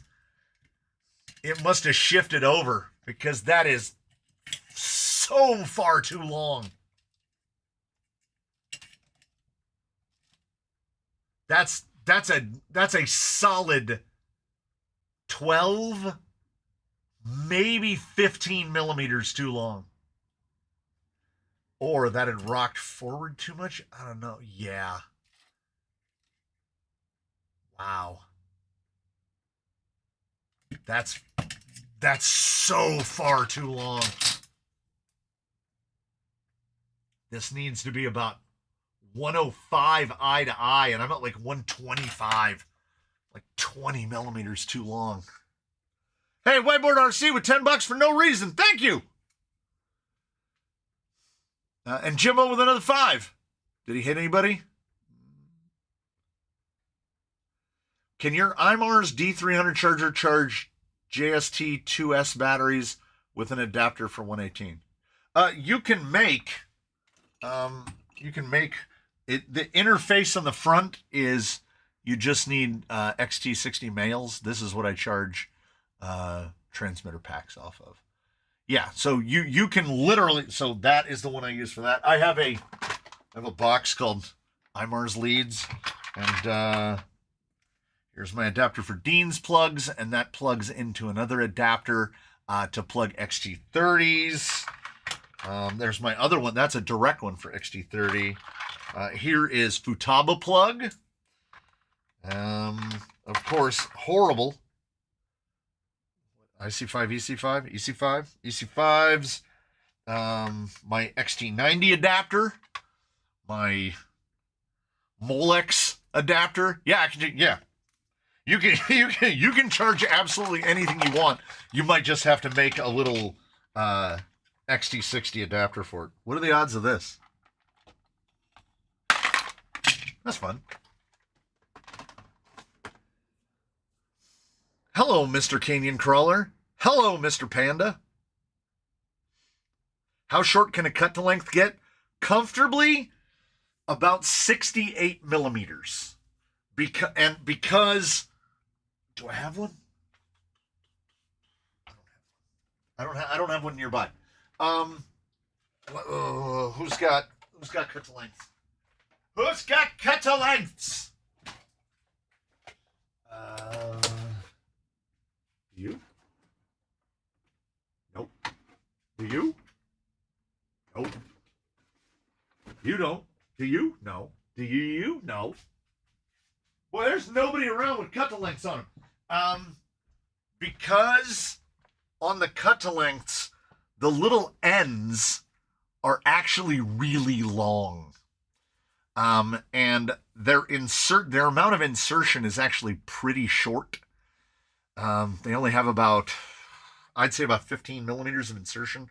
So a shorter drive shaft is going to generally be more dynamic. It's going to change more length through the suspension travel. So they tend to fall apart. You recently sorted your links, but now you need a pre-built assembly set in 5mm increments. Yeah. I tried to find the Boom Racing adjustable ones. I can't find them on the internet. Period. I also could not find the post on the Discord where someone mentioned them. I can't find them at all. So, there. Do with that what you will.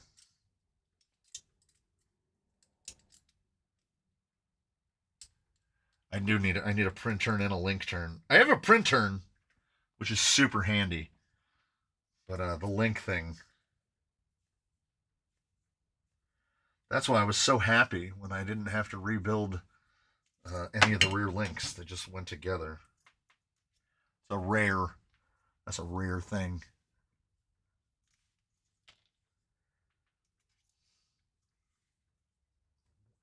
$105 is crazy.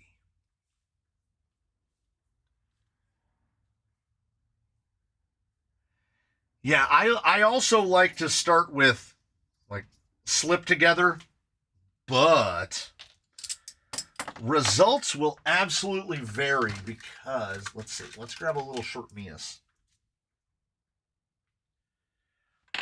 Okay, if you want to know what it looks like in this place right now, the whole place pretty much looks like this. Can we see down the muzzle? Not really. Well, sort of. There you go. There you go.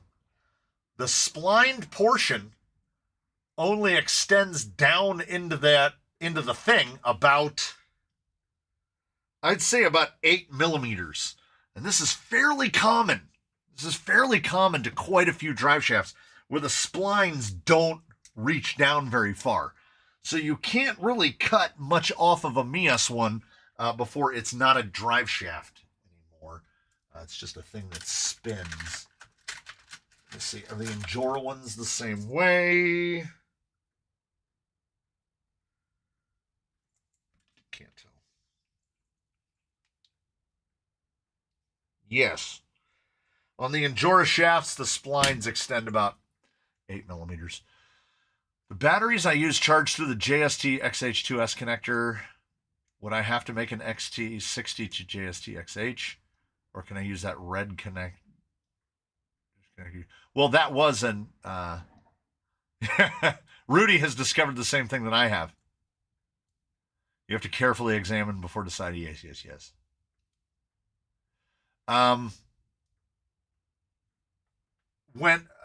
If you have Genzace, I know it comes with a bunch of adapters. I don't know if it comes with a JST adapter. But it's not hard to make. You can literally just solder a JST lead, a female lead, to an XT60. It does not. What's everyone's thoughts on using rubber bands on a crawler to keep the nose down? I don't like it. I don't like it because it hurts the compliance. Also, I think, will it help while ascending? Probably. Will it hurt everywhere else? Also probably. I don't like the give to get exchange like that.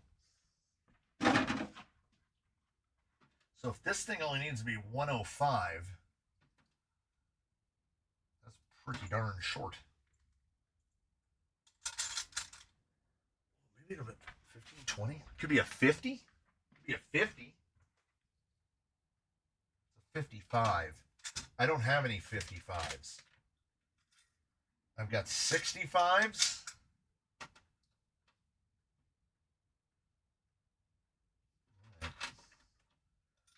I've got one pair of 65s. Let's try it. What's it going to hurt? Any tip for a spur on the Mias Gold Rush? The Mias Gold Rush, they went their own way. They reefed it. They They made a spur adapter that basically fits their spur. And they can be wobbly. And in terms of easy off-the-shelf solutions, there aren't many. I don't think I have a single Gold Rush running the stock spur or spur shaft. I tend to replace them with either the entire shaft and spur from the fake Creeper tees off of Amazon.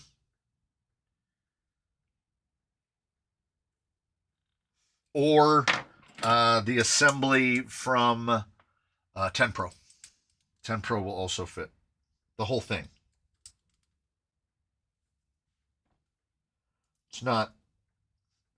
It's perhaps not ideal, but it does work. Somebody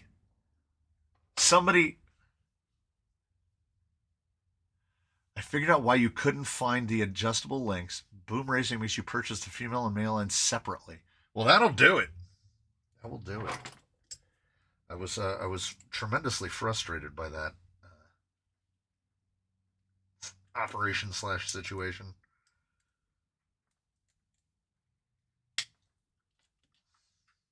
Well, that's less than optimal.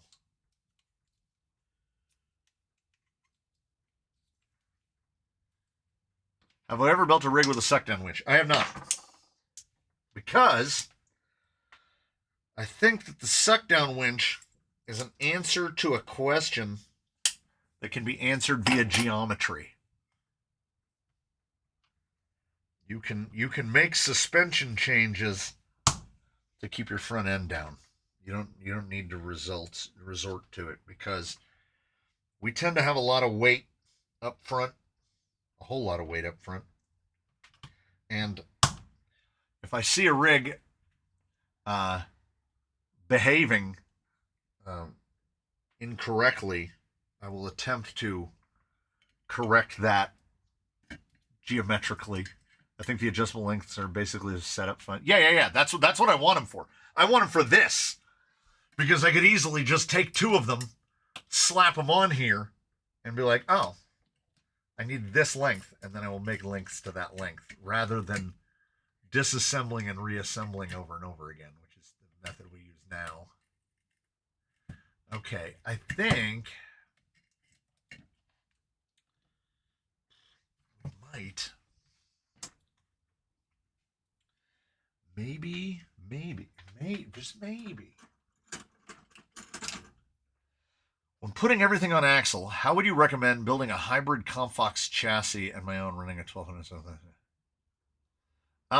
The easiest way is Fusion, because then you don't have to find a place to put the speed control. And then you have the options. This is dealer's choice. You can either put the battery behind the servo, depending on the size of it, or atop the servo. On top is much easier. All of my battery on servo and axle, the battery atop the servo is a lot easier. I think that needs to go like that. Maybe like that. This length looks like it might work. These are going to need some.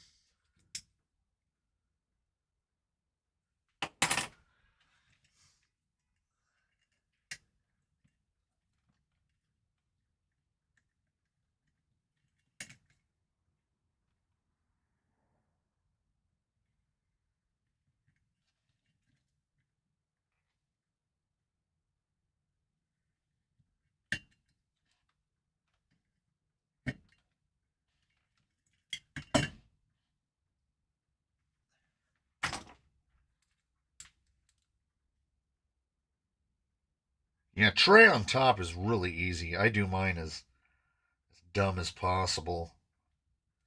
I have a few blocks of wood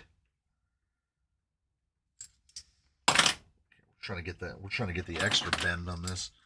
I have a couple extra blocks. I have a couple blocks of wood that I use to size it to it. I make all of my battery trays to fit a 2200. And then if I'm running something smaller, I know it's just going to fit. Were the world the perfect one, I would just run 2200s and everything. Fortunately, Bruce needs a bit more battery than that. And the others, this work. That's not bad. Hey! I've been doing this wrong. I've been doing this wrong the whole time.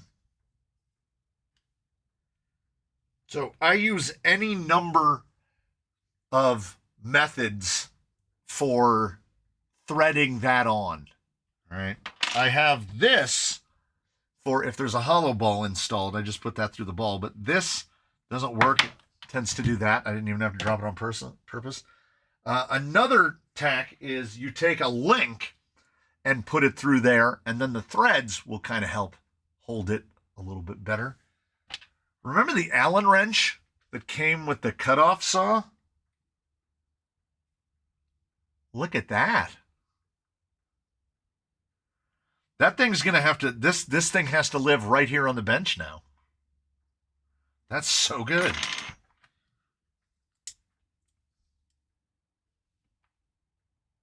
It's a lot easier to make the first one. Now I'm going to make a left hand and a right hand. That's annoying.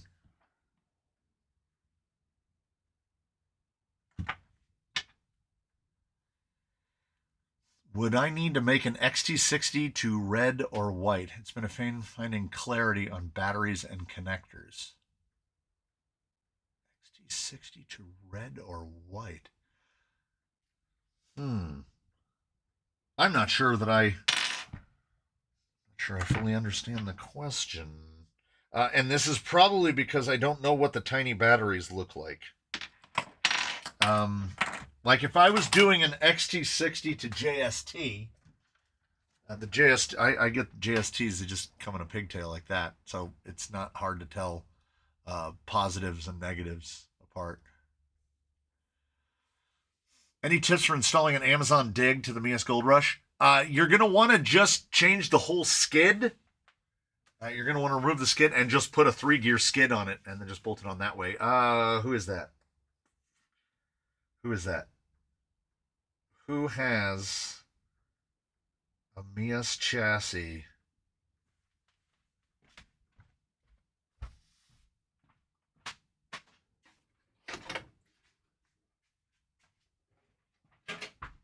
So the bolt pattern, Gold Rush, Amazon Dig Box, the bolt pattern is exactly the same for just a no-name Amazon skid. Just bolt it in there. It's usually about the same width too. And then it should fit right in there. The only issue you might have is depending on what motor you're running, it's going to kind of want to go where the upper link is. So I can't run the forwardmost hole. I have to run the next hole back in order to clear, but it's not a problem.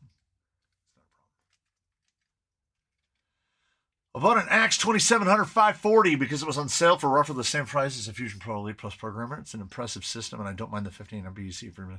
Yeah, and in a TRX4, you have plenty of room. 2700 is a little spicy, but you definitely have plenty of room for it.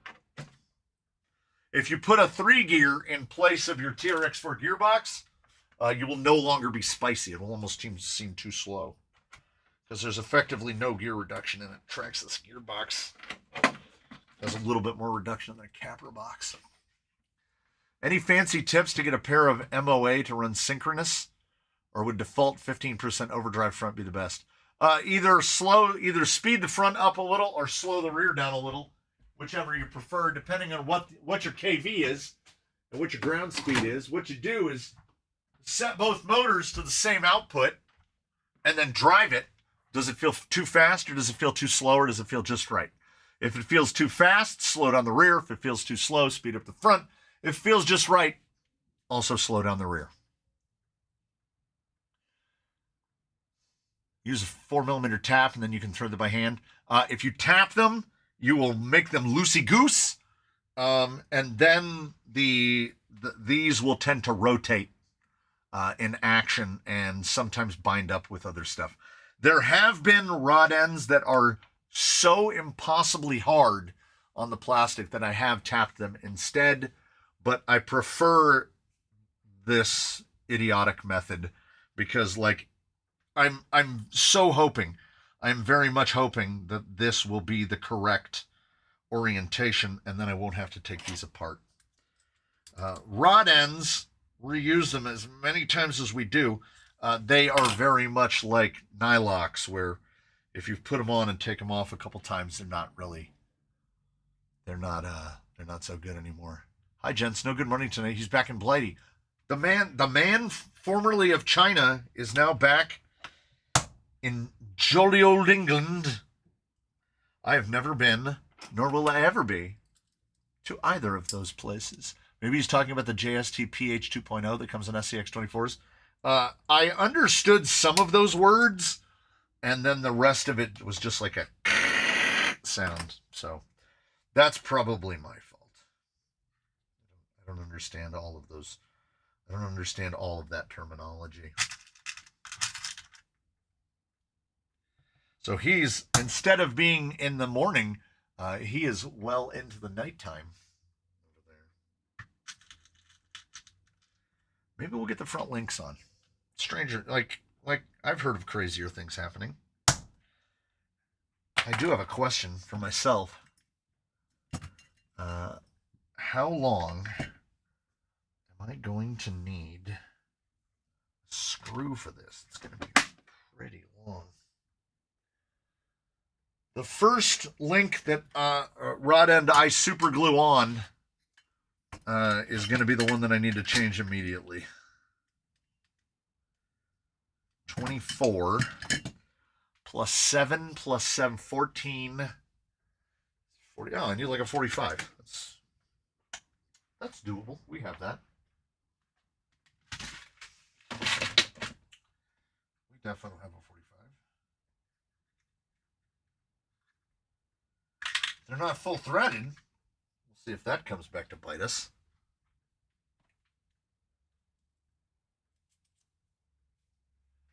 What is a JST PH2? Now I need to know.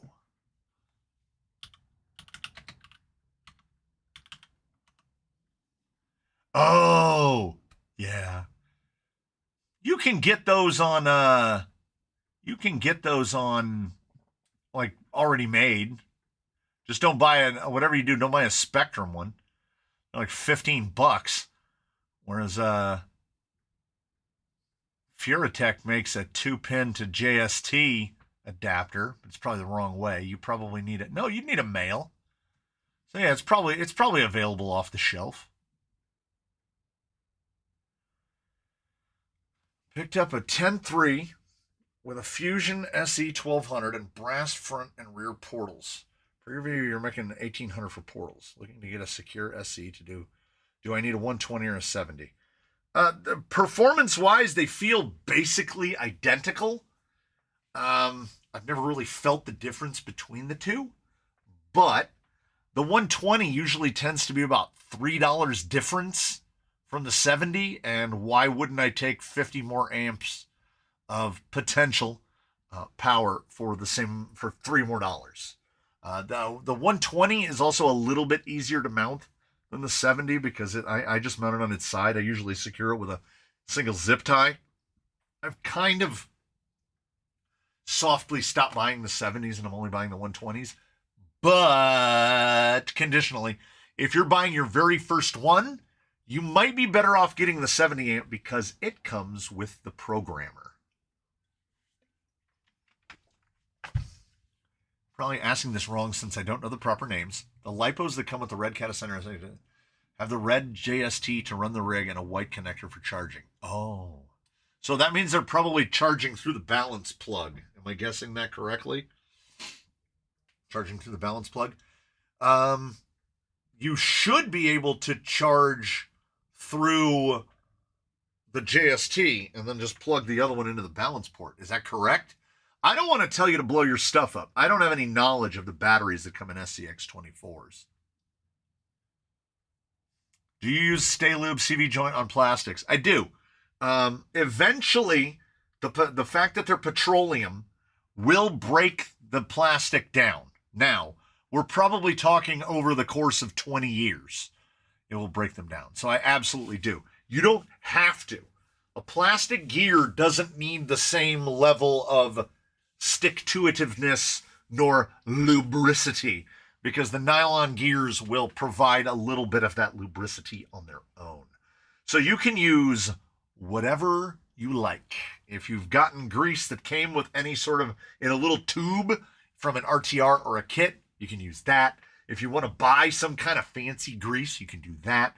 If you want to use any lithium-based greases like Lucas, Rentaki, whatevs, white lithium, you use whatever you want. But it will ultimately, in the time frame we're working with, I don't believe there will be any hazard to running CV joint grease on a plastic gear. I think that that's over a much longer service interval. And also, we have an advantage in that our stuff doesn't really get very hot. Actually, it doesn't get hot at all. And by grease terms, nothing we're using actually gets hot. Hot for grease is, like the temperature we would see in an oven.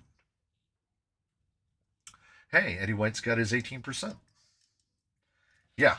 A Stealth is pretty quiet, particularly because they've gone to all plastic gears now. Gone are the metal idlers. I kind of miss the metal idlers a little bit.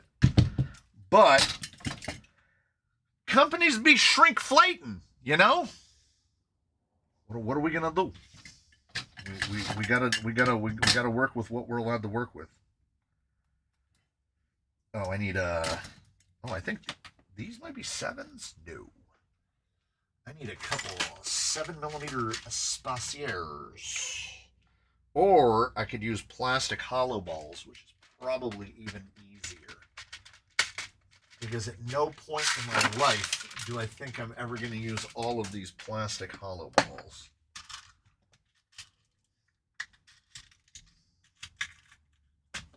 That's a spacer for you.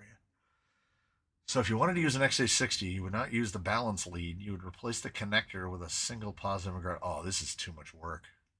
How good is tractor grease? I don't know what tractor grease is. So I can't tell you that. You know what would make this easier? Someone made my brain bigger.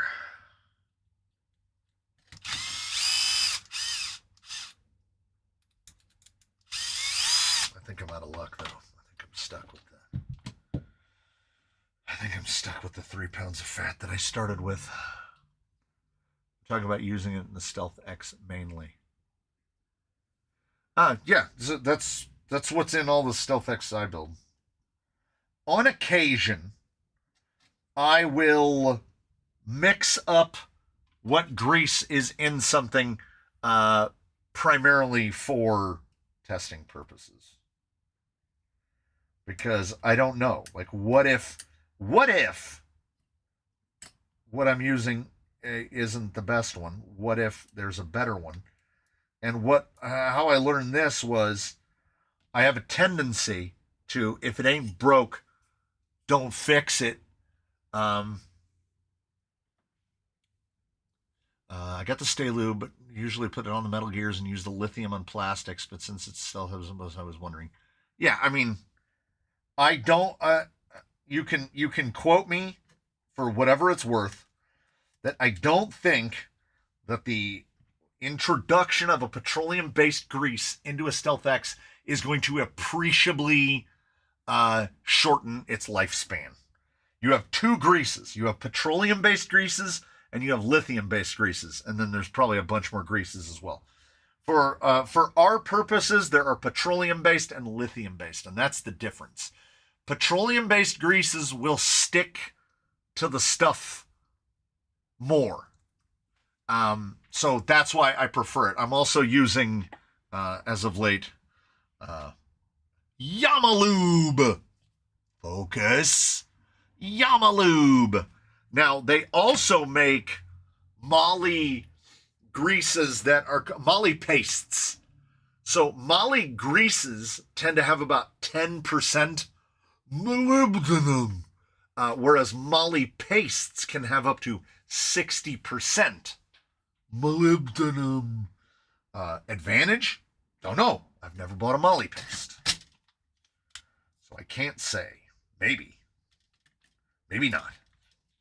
At some point, perhaps we'll find out.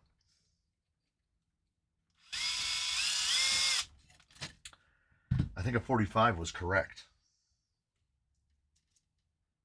A 45 is correct. What do you think about a premium insert shootout? All tested on the same wheels course I've seen since the day. Okay, I've got halos. I've got squids. The only crawler innovations that I've used are big ones.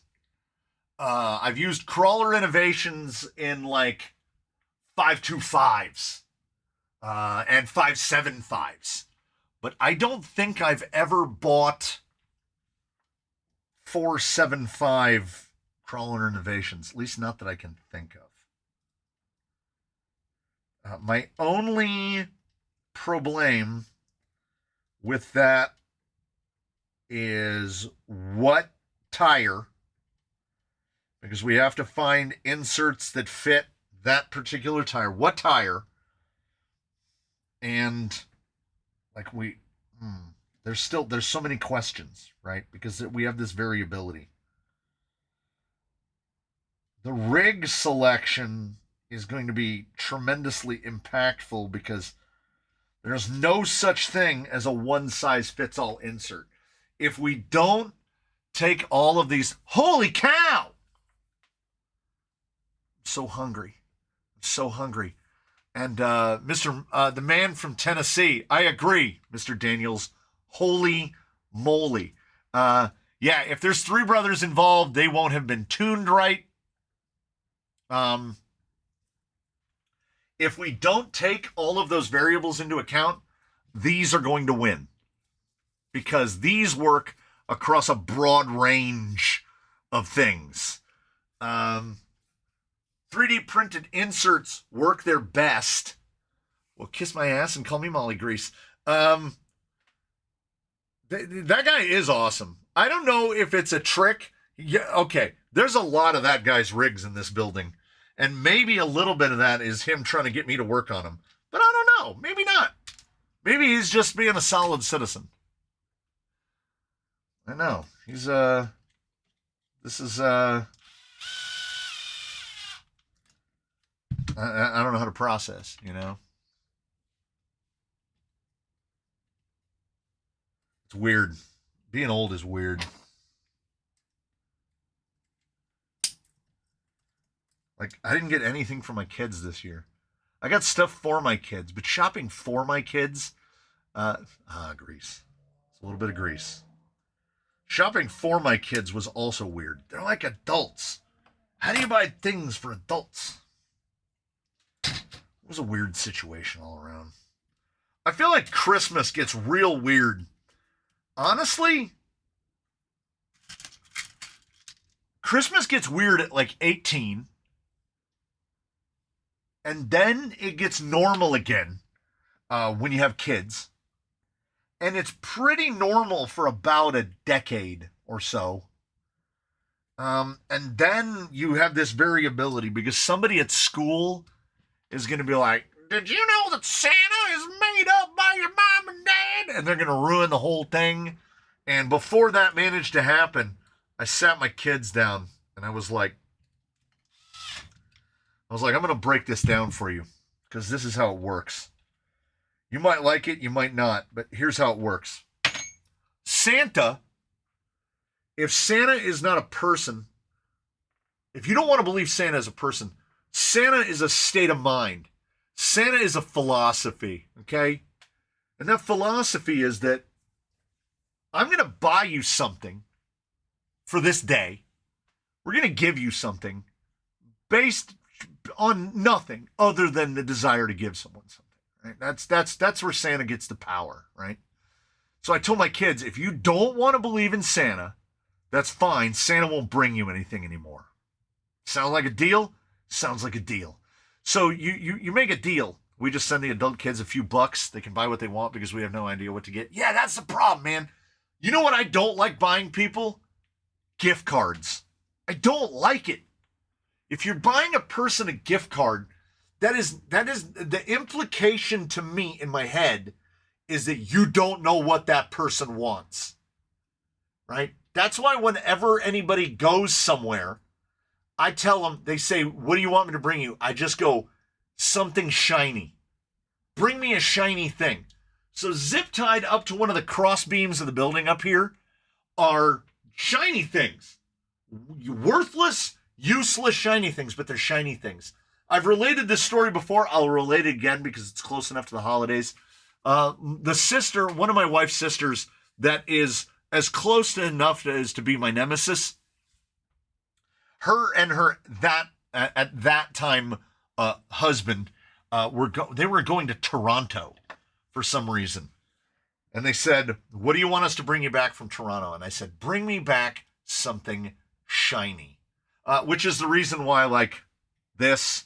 There's this hand over here, this pyramid, shiny. They're shiny things, right? Like I like a shiny thing.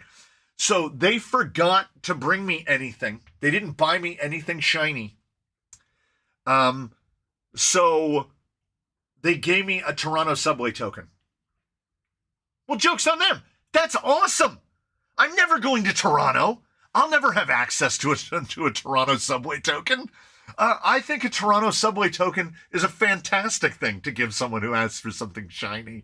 I have like a walrus, like a walrus with sequins on it. I have a sequin shark. I've got a hummingbird that's made out of like little glass, little pieces of glass. Shiny things. I don't care. Jimbo brought me these. Look at that. They're apples. They're like disco apples.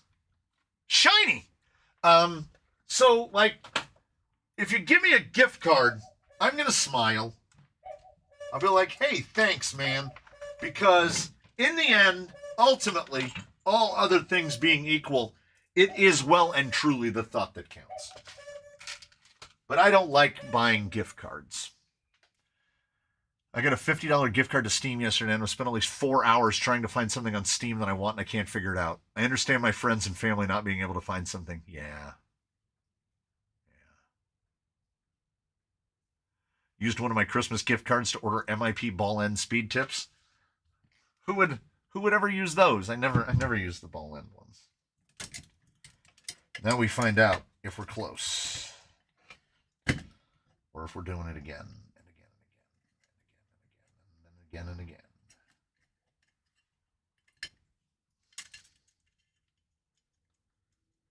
Okay.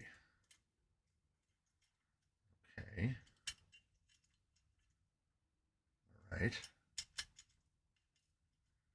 What are we doing here?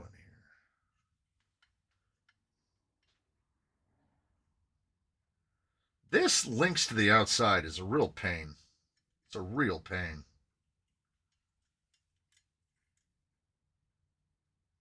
I see why now. We can still do it. That pinion angle's never going to be great.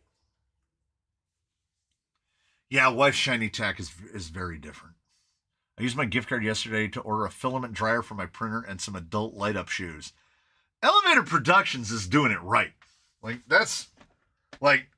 don't know what he's doing, but he's doing it right. Light-up shoes, and a filament dryer, which is something he's going to use. That's excellent use of. Like, maybe I'm wrong about gift cards. Should have got the kids a 3D scanner and the wife a new coil roofing nailer. Hell yeah.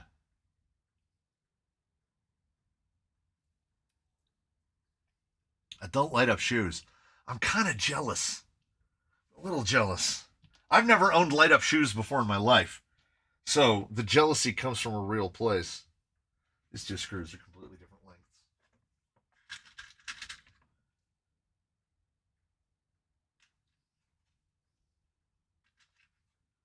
I think I'm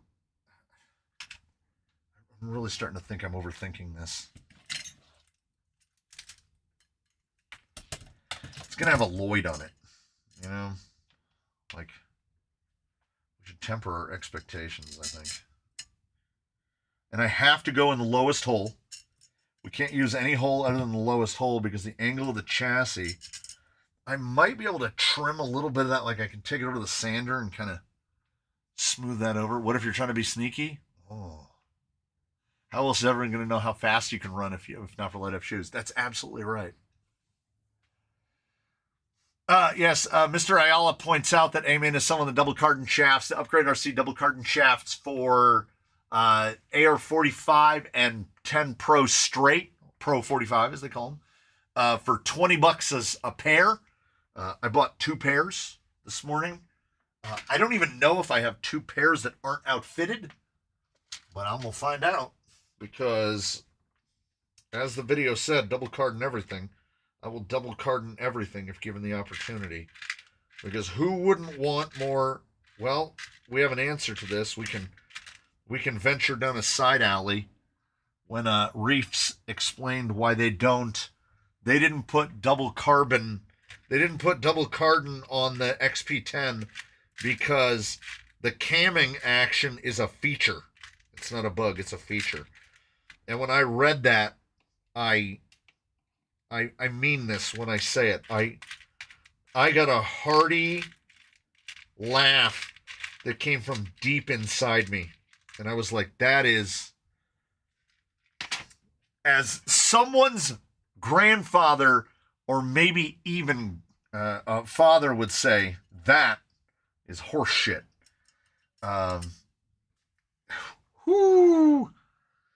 That is redirecting expectations is what that is. The notion that wheel, the inner and outer wheels camming, is useful for extricating a vehicle from some other spot is that's insane. That's insane. What do you think about swapping VS410 portal axles from the Phoenix to the straights from an Optic? Would both trucks benefit? Salty Bob, yes. Yes, I believe they would. I think the Optic would benefit more. And let me tell you why. Because the Optic needs that ground clearance. It should have been portaled from the beginning. I know they were going for like, oh, this is like a king of hammers. It's too long. It's like trying to go off-road in a skateboard. Portals improve. You want to make an Optic better? Put Capra axles on it. Automatically better. It's now wider. It now has more ground clearance. The pumpkins somehow managed to line up better with the gearbox than the factory ones. Anyway, the drawback that you'll be doing to the Phoenix is that you now have less gear reduction. And I think that the VFD really works better on a portal. But that little bit of width, the ground clearance isn't a problem. Like you've made a Fordyce, but you're going to have to change spur and pinion for sure. Like if you could get a 60 tooth spur on there, that would be great. Like you get down to like a 10, 11, 12 tooth pinion on a 60 tooth spur, then you'll have slowed it down enough that now those H10s aren't going to be killing you because you just took away 40% of your gear reduction by moving the portals. You will undoubtedly make the Optic better. It will take a little bit of tweaking to get that Phoenix back to the same amount of feel that it had before on the straights. I have tried and tried again to embrace VFD with straight axles, and I currently have one vehicle that is fitted with VFDs and straights that I'm not outwardly mad at. Zoku FF, which is running on a 1200. So it's geared way down and still sometimes feels a little. Actually, it might be a 1400. If I could get a 1200 outrunner more easily, I would. Why does A-Main put the smallest thing in the largest boxes with little air-filled plastic package cushings? Yeah. A-Main will send you something in a box that you could not afford to ship yourself. Period.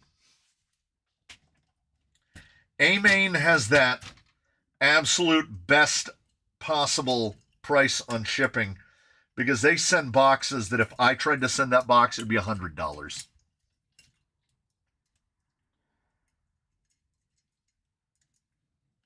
This is really brawling me. There we go. My wife got a new KitchenAid and Bose headphones. I got a new vest. Ooh. Whiteboard. That's. Ow. You know? Hello, Canyon Man.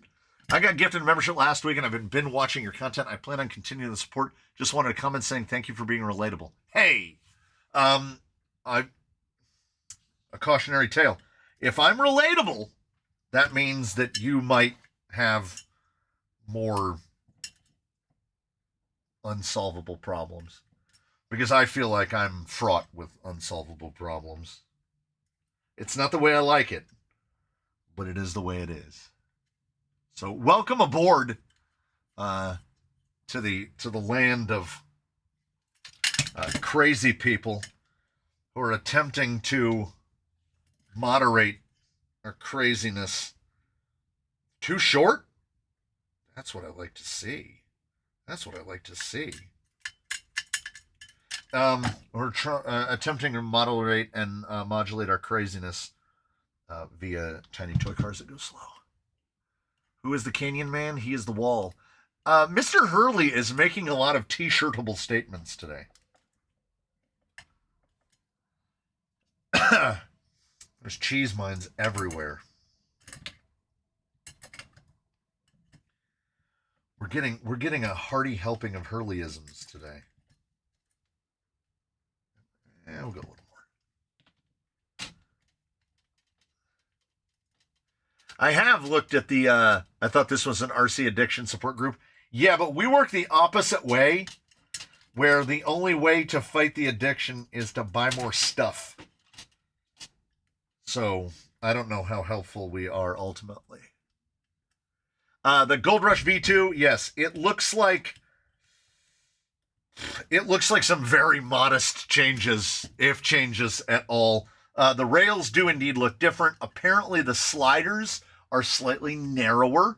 And apparently, perhaps most importantly, take this with as many grains of salt as you find necessary, they have lowered the FMM by 1 millimeter. So if that is important to you, then the V2 is out there for you. I am in no hurry to order one. I will be obtaining a V2 so that I can see them side by each to see how different they really are, the V2 relative to the V1. But I will be ordering them, and I can leave this to the people of the Discord to assist. When the V2 becomes available on the US MIAS warehouse, please make me aware of this. I will utilize you as the notify me when in stock. When it shows up in stock in the US warehouse, I will order one. But I don't see a need to rush out and do it now. The changes made are somewhere between modest and minor. And it's just by looking, I can tell you it's not something that you need to buy in order to swap out your Gold Rush V1. Much like the situation with the Hobbywing 1080 G1 and the Hobbywing 1080 G2. It is modestly different, but you don't. What is? So I need to flip them upside down. Yes. I could have gone more space. I see where it's heading. Might have to file away at this guy a little bit. Mostly because the V1 wasn't available. Yeah, we're still flooded with V1s here.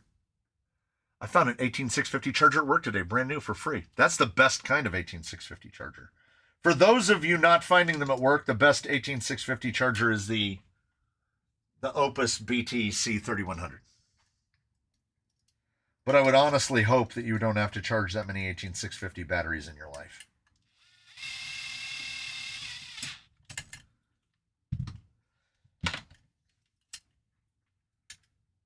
Okay, I see it. I see it. I see it. We need to rotate. Rotate. Rotate. Pivot. Well, we definitely don't have any worries about not having enough triangulation. We are hyper triangulated here. You know what I did not take into you know what? That's okay. That's okay. That pinion angle is not perfect. But that pinion angle is, let's be honest about it, it's pretty good. And I thought that front angle was going to be real messed up, and it's not. It is solidly okay. Now we're running BTA. We want to be right about there. So we have to go to the top position, which means we need like a 90 will work, but an 85 will probably be better. And then in the rear, 85, 90. So 90s, gets away with 90s.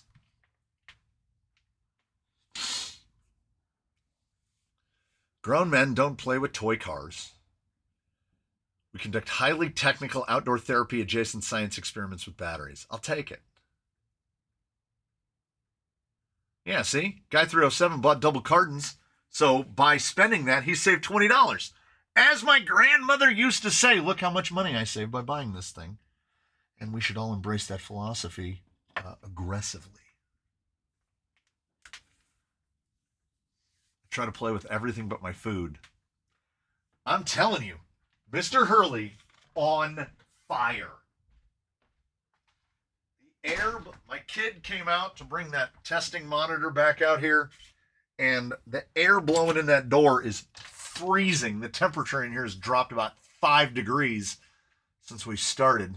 State of emergency declared. You may be entitled to specific consumer protections. Oh boy. My wife is a therapist and always says I need therapy and lets me play with tiny trucks as my therapy, right? It's just like a 20% off sale. The more you spend, the more you save. I like this. I like this. As a collective, we are mentally strong, and no one can tell us different.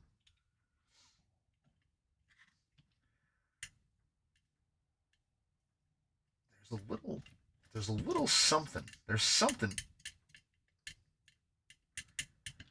Is it the rotation? What are we working with here? Is that pushed down enough?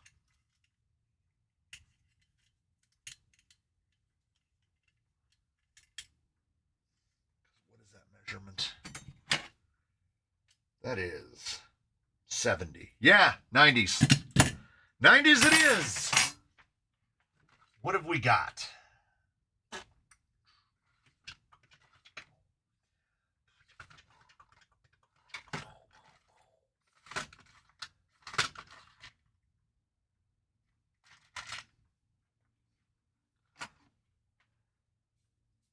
We're under a winter weather advisory. The Poconos is getting hammered. It was like Tokyo Drift on the way home. Yes, we have right about an hour. Yes, sir. That's a 95. We need an 85 or a 90.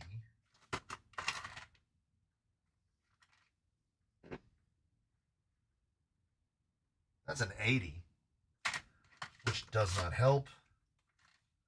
That does not help. Ugh. I don't want to build SAEs. I really only have one option here.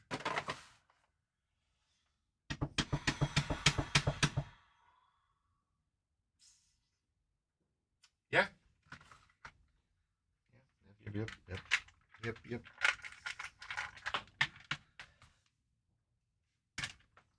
have nearly as many 90s as I thought.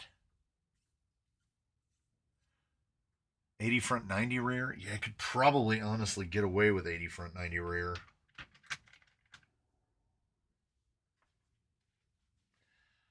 Although, wait, let me see. Let me take another ogle here. Who took my ruler? It was me. I took it.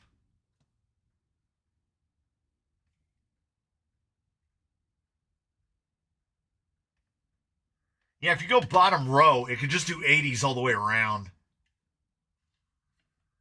Because it needs 80s in the front. Yeah. But if I go to like, I'm going like all the way whole forward. Yeah, if I go somewhere here, bottom row, 80s all the way around would work. Well, I have a set pulled off of something. Let's slap them on and see what happens. Can't hurt, right? That is no band. That's a red. That's pretty firm. And that's a green, which is soft. Okay, we'll try that. Let's try it. Okay, I definitely don't need these big spacers on here, that's for sure. Raining in Portland. The real Stevie T said minus 17 degrees Celsius and 1.4 degrees Fahrenheit. Nope. Yeah, well, like we say about the Spaniard, we think that he has found the real world, and he may have left us behind a little bit. The raccoon will be back. I've been told he does this from time to time. Yeah. This seems almost like a pattern. Like we say, with some small exceptions, we don't know what's going on. We don't know what people are doing. Just guessing. If you could only pick one type of rock for your canyon, what would it be? Granite. It'd be that same granite that exists at Horseman's. The stuff from the high desert. I would just use that because it's like cheating. You feel like cheating all the time. It's the one type of rock I don't have. I'm still convinced Jerry is actually the raccoon that broke into a liquor store and passed out in the bathroom and just hasn't posted bail yet. Could be. Could be. Yeah, Mike Cross comes and goes. He's here. He comes and goes. We don't know what's going on. You know, let me guess, 20? 20 for show.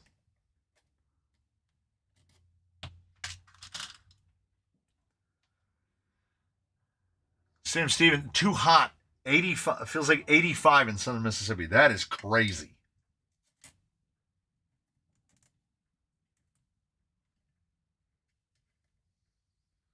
I'm just gonna guess. We're gonna guess. We're probably gonna have to respring this as well. And I don't know what we're gonna do for body mounts. Oh no, I do. The print guy printed me a bunch of bolt-on 10 Pro style that are shock tower spacing. So I'll just be like blap, blap, blap. Good to go. And then it will go. And we're you know what we're gonna do? We're gonna kick it old school. We're gonna kick it super old school. And when we give this away, we're gonna do it through an idiotic and unsustainable system of democracy. We're not even gonna go to the wheels. We're gonna pick somebody and we're gonna give it to them. Much like how BattleBot guy got a charger. We're gonna do that as a collective. Because I don't want to fill the wheels out. It makes me tired. Okay. These shocks are empty. There's like no oil. There's no oil in these. I can't even remember what they were pulled off of. The other pair feel a little more. Yeah, they're about half. These are about half empty. These are about half empty. Been a while since Shaker's been alive as well. Yeah, he popped in. He popped in for a few minutes, like in one about a month ago, I want to say. Yeah, these definitely feel better. These actually do have a little bit of damping in them still.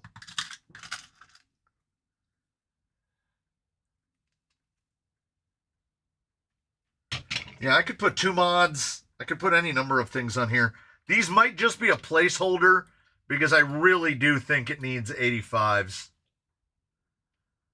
I think the travel will be a little bit restricted on 80s. But they're here. We're here. You're here. I'm here. Christmas screwed up my sense of time. Yeah. Boy, can I relate to that. This is gonna suck. Yep, I was right. It's not a guess. It is correct. Okay. I need to go, I need to delicately cut. No.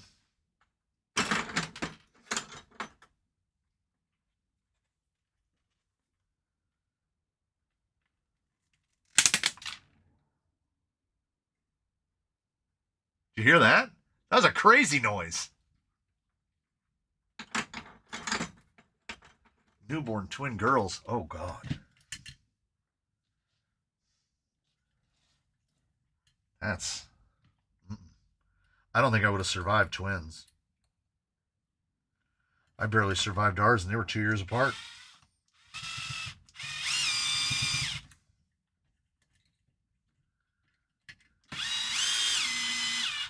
I've told you about walkies and swingies, right?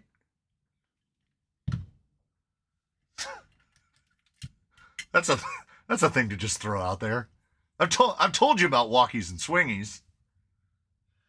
Oh yeah.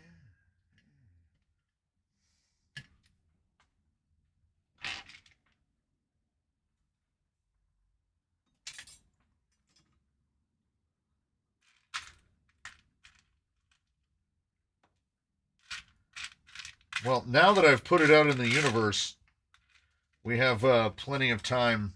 Y'all have plenty of time to mull it over.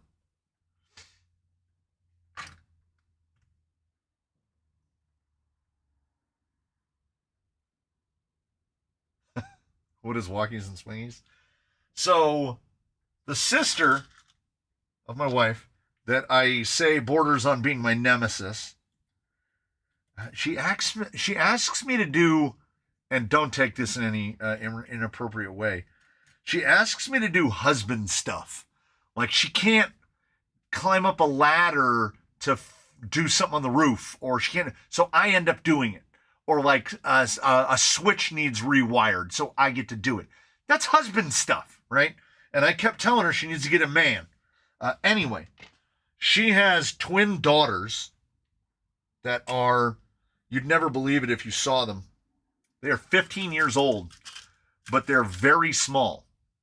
They're they're both ballerinas. And, yeah, they're both ballerinas.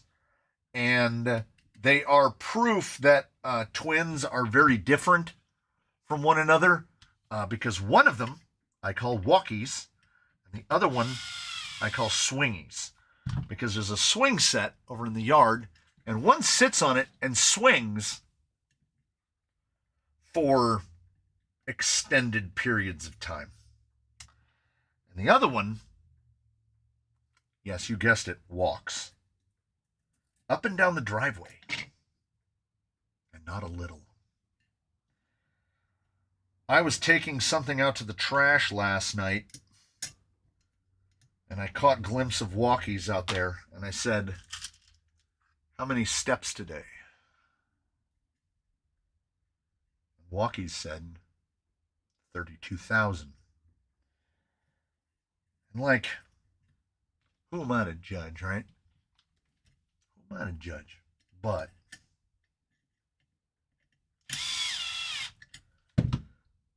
this is symptomatic, right? Like they're 15. But that's not explicitly normal, right? Like walking 32,000 steps a day. She averages 20,000 a day. So she walked 32,000 steps on Christmas. I know part of that is on me, but I don't know how to process that. Something is amiss.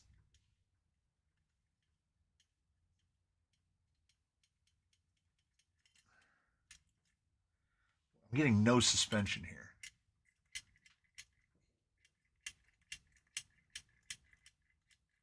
It's the rails. It's hitting the rails.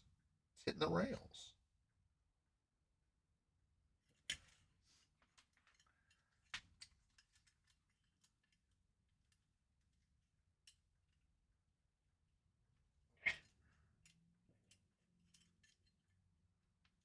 Ow. Finger will pop.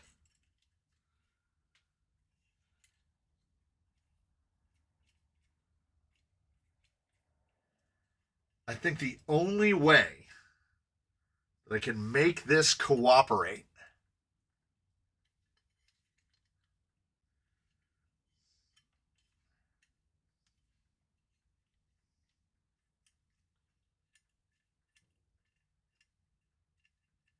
under almost any amount of articulation,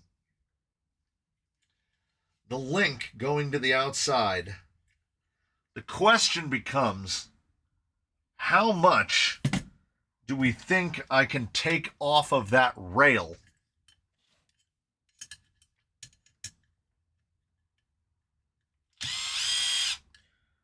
before we're going to mess with the structural integrity?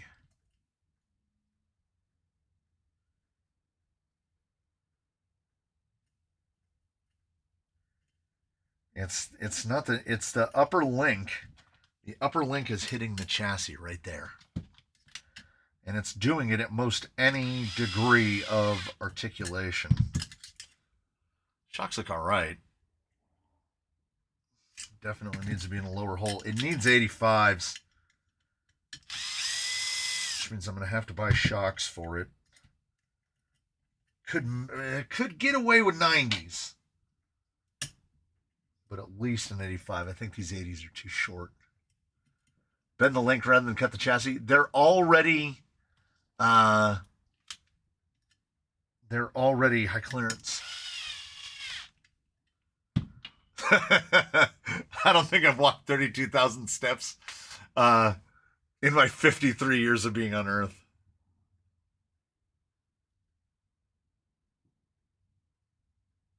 Yeah, unless you're really short, 20,000 steps is 10 miles. The average person certainly does not walk 10 miles a day.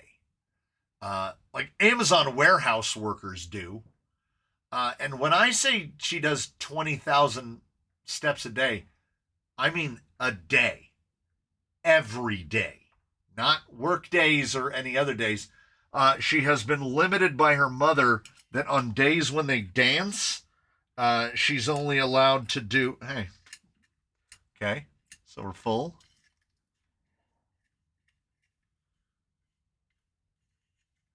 On days when she dances, she's only allowed to do 10,000. Okay, it's too heavily sprung. Whatever it was on. Oh, these were on Colonel Mustard. There's no oil in those. So, as I'm in the lower run for both on 80s, we can really get away with 90s. These do not come anywhere near interfering with the steering at all. Smaller body helps there. But yeah, it needs 85s or 90s. This also doesn't weigh anything. I mean, it shouldn't. There's not much to it.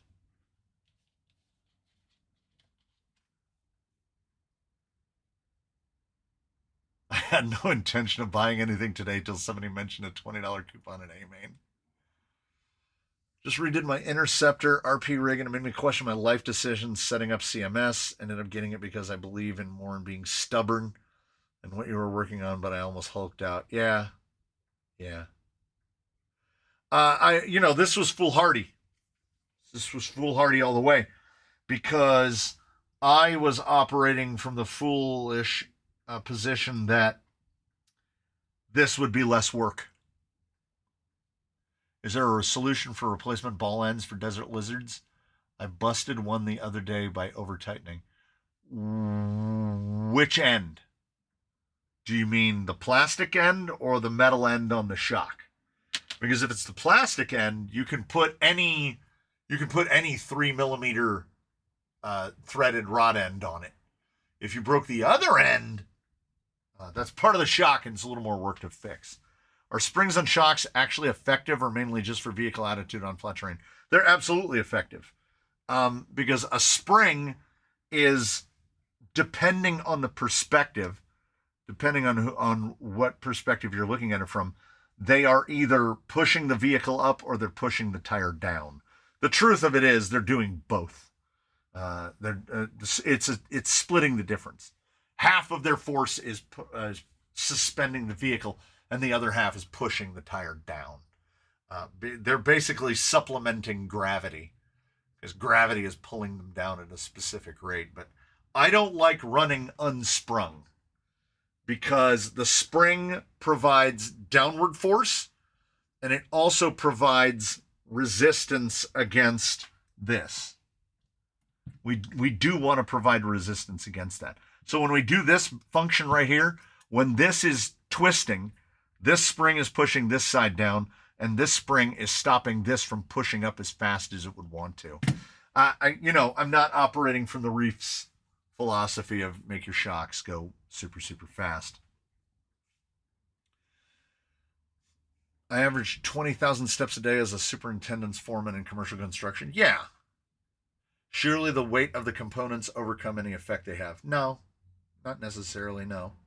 Because also typically with what we're working with, the amount of sprung weight is almost certainly offset by the amount of unsprung weight, unless we're talking about something that has a very heavy body on it, like a hard body, for instance, in which case you need quite heavy springs. So the springs are definitely, the heavier, the more sprung weight you have, the more work the springs are doing. That's why on something like a Capra build, you can get away with lightweight springs, like 0.8 pound springs all the way around. So a total of 3 pounds of springing on a vehicle that can weigh 8 or 9 pounds. Because most of that weight is in the wheels, tires, inserts, axles, all of the links, all of the unsprung stuff.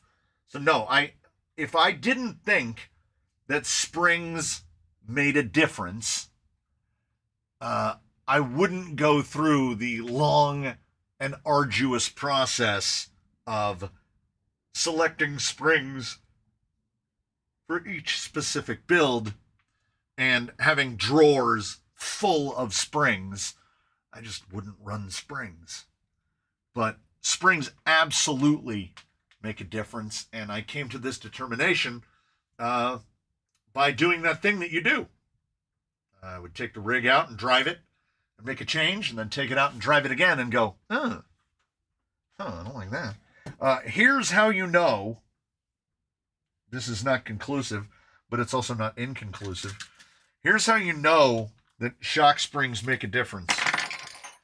Because when you take the middle set of springs off of your TRX-6, it makes an enormous difference. And I didn't think that one up on my own. That was suggested to me by the internet. They were like, the guys around here that drive 6x6s don't run any springs on their middle axle. And I was like, oh. And I took the springs off the middle axle, and what a difference. Because springing for that is extremely difficult, as you have 4 tires far closer together than anyone else has 4 tires that close together. So the way they're dividing weight is very different. Any experience with perfect pass servos? No. Not for any reason, other than my recollection of them is that they are a bit expensive for what I would like to spend. Well, like, I've not heard anything negative about them or anything. It's just, like, I've gotten a couple, that is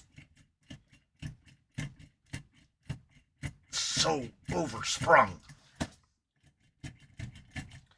These need 90s with something very soft. It's all these guys coming from small scales that think springs don't matter. Yeah. I genuinely do think that there is something to that. You know, now that I'm looking at it, maybe. I don't know if these are all built. No.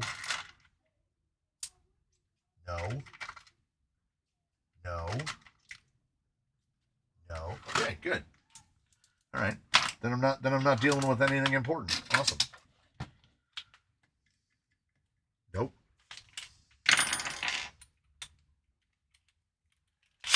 I have to go to Chicago with wife just to get groceries. So 7 hours. Wait, what? I had to drive 7 hours yesterday to Chicago area because the girlfriend's father fell and broke a hip. Not the way I planned to spend Christmas. That's not great.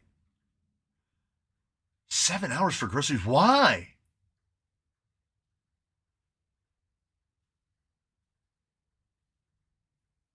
$7 hours. Where do you live that you can only get groceries in Chicago?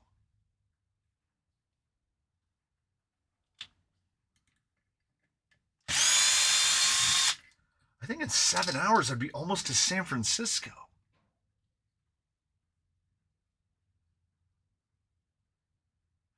No, these are definitely oversprung.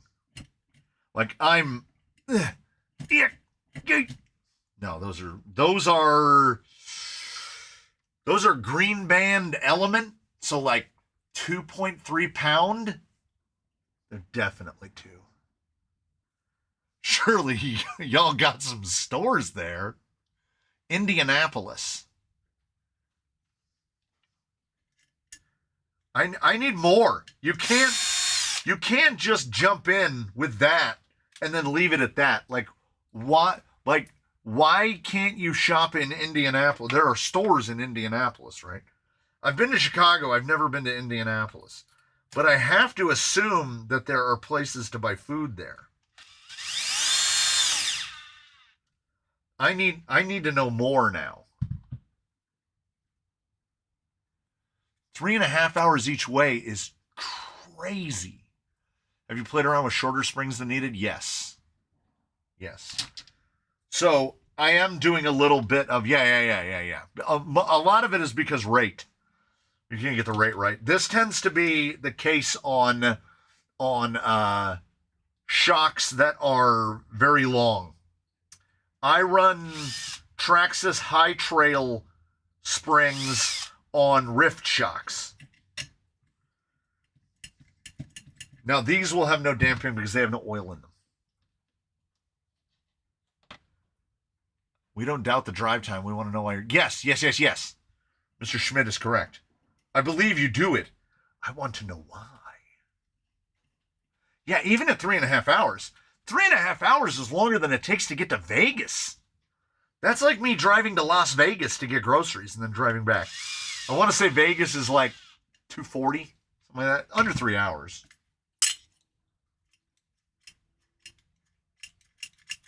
I don't know. We might be able to get away with 95s.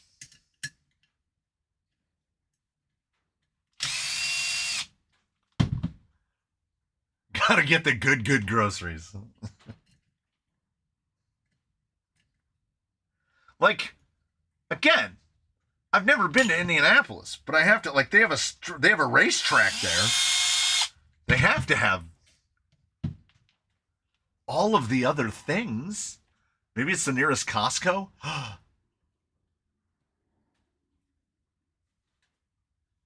That's possible. Would a 6x6 work well with portals front, mid, but a straight on the rear to give more departure angle? Not really. Because you never really have to worry about departure on a 6x. Because you have two rear axles. I'm sitting here trying to figure out how this bracket works to make the Capra skid forward. Eddie White thinks groceries is a code word. Is it children? Are they buying children? I'm trying to think.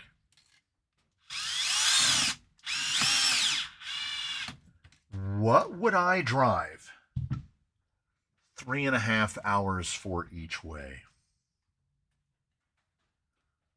Over 20 years ago, I drove well more than 3.5 hours each way for free Honda Del Sol parts. I drove to Lemoore, California. And if you've ever been to Lemoore, you probably wish you hadn't. Because it smells like cow ass. 2 hours into that place. Yeah, Billy's is right. If somebody said, if you make the drive over here, it's 3.5 hours. If you make the drive over here, free RC cars. Yeah, probably. Where's that $20 A-Main coupon? It's the VIP coupon. Somebody posted it on the Discord. I don't remember what it is. A-Main Xmas 25, something like that. I'm gonna rewatch the video, but how was the Fusion Elite on 3S? It was good. Stealth X with TRX4 axles is basically a Jolly Green. You could get away with the 4S. You could get away with an Elite on 4S because I run a 3300 on 3S, and then my other one runs a 1900 on 4S. 2300 on 4S would be fine.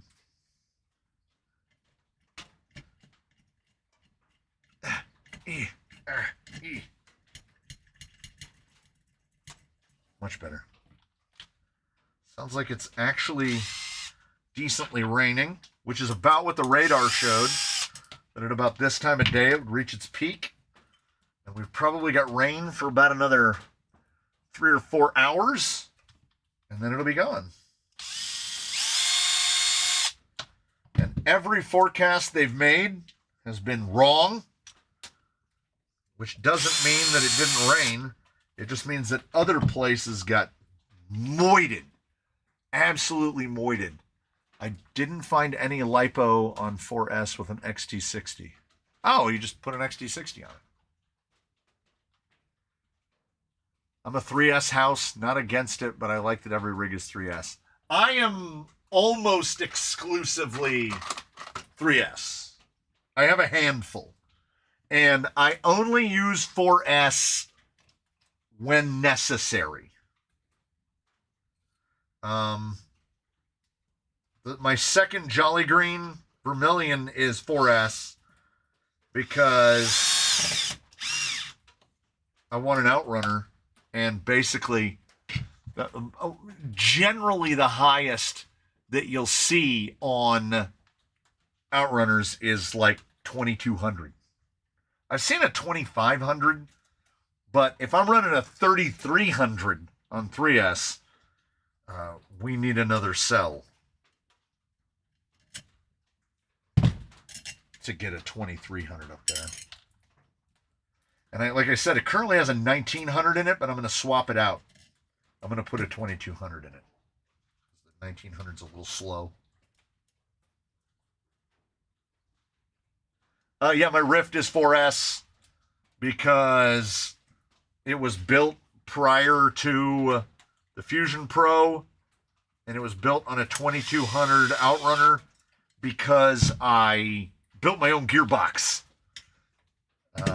with 4-to-1 internal reduction, and then I swapped out spur and pinion to get it to 6-to-1 external reduction, meaning the gearbox out was 24-to-1, which is a lot. So it runs a Fusion 8 on 4S. I ordered 100mm 2 mods from me and Skill Rush, and it's those too long. 90s will fit better, but you'll be okay. You should be able to lean them over far enough. You should be okay.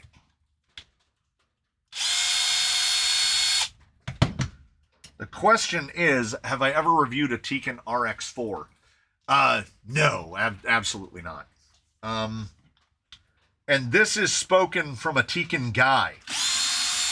I was buying Tekin speed controls back in the days of the G9 triple regenerating supersonic and the 412 and all the way up. I still have a Tekin T8 motor on my retired rig up there, but an RX4 is like $200+. There's no chance. There's no chance under the sun that I'm buying a $200 ESC when I could buy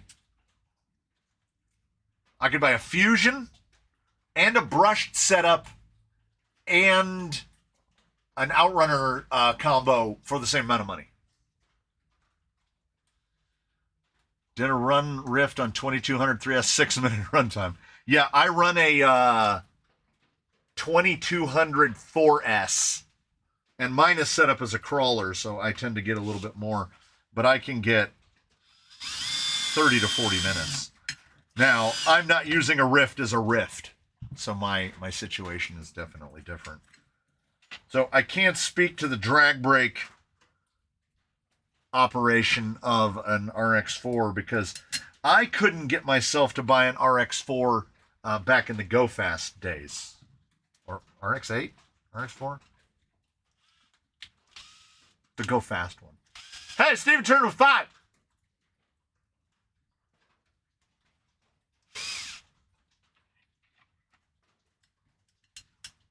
We're keeping the sawtooth. We're keeping the sawtooth alive. I see a question about the 10BL80. Let me tell you something about the 10BL80. The 10BL80 has not been on the rocks in the same electronic configuration twice. I've made changes every single time. And let me look at my, I need to look at my homepage so that I can get the dates right.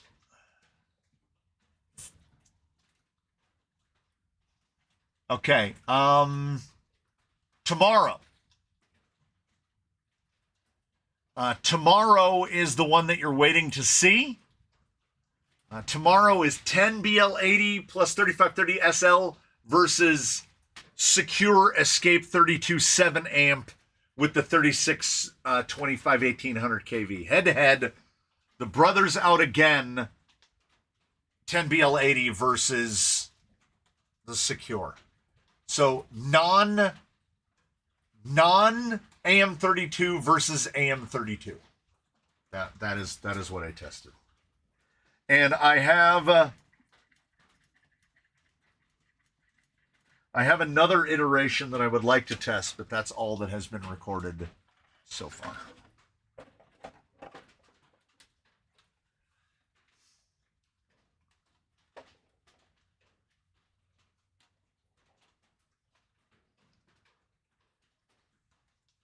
God, this body's hideous. It's horrible. It really is. Yeah, right there is not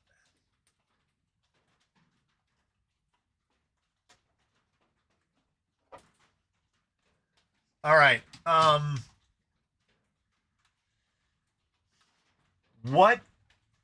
What would you say as a group? I can't tell. I've lost all objectivity. To me, we can go lower. Not a lot, but a little. We can get the body down another 10 millimeters.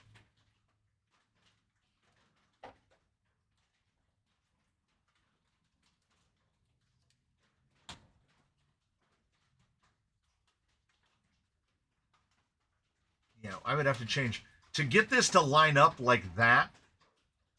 To get the body to line up, but no, I prefer it like this. We'll have better. We're trading a little bit of approach for a little bit of departure. Would you, as a collective, would you cut the sliders to get the body lower, or are we okay? I'm sorry about the body, but it makes me laugh. Would you cut the sliders to be able to lower the body down, or would you just zip off that bottom at the bottom of the door to drop the body down?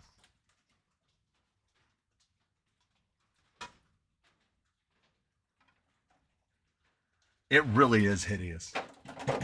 God, it's so ugly. Where are those? Where are you at? Where have you gone?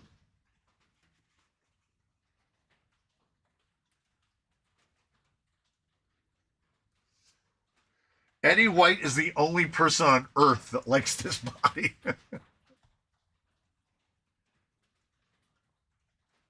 Zip the body of the door. That's the easiest way. So I'm glad that you opted for that.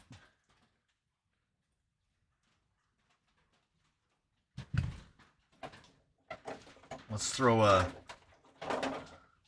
mock-up on here. Let's see what it looks like.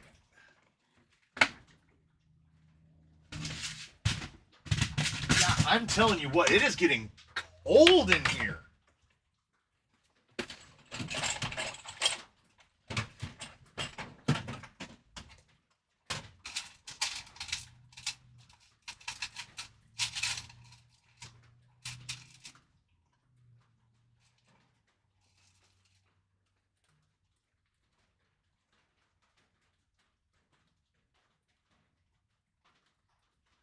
Are they giving away a prize at the next Prawn Crawler meeting for the most ugly rig?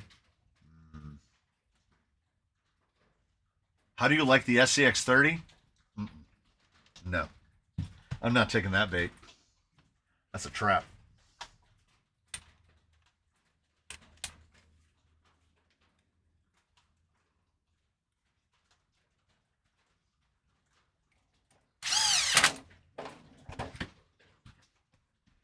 I think when the group forms a consensus and they decide where this is going, I don't think they're gonna pick Mr. Hurley because he already got a spider.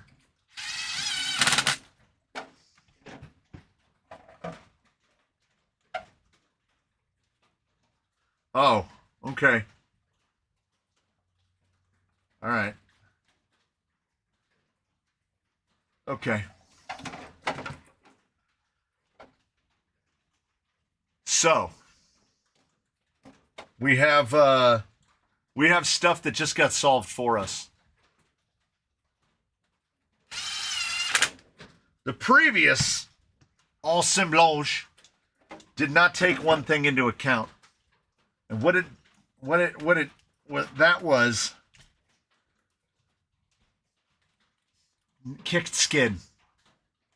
Kicked skid. The last one didn't have a kicked skid, and this one does. Oh. I forgot I need to you need to trim the ends of this down when you do the caster flip. That guy's towed in just a little bit, but he can get some impressive road grader steer angle. So that's nice. And that's on the 1.2s. I would go down even more a little bit. Because I want to sit. Well, after everything's on it, I'd like to sit right there. That looks okay. But remember when I said I didn't have to change anything? Well, the front pinion angle looks excellent now that it's assembled. I'm not going to mess with it. But we are going to have to replace all of the rear links. All of them. Because the kick skid shortened the wheelbase to 305. And this is... Honestly, is it... Whoever said last week that it's not 313, they were right. This is closer to 320. So we're about 15 millimeters short. Because if we line this up with the front right there, look where that rear wheel well is.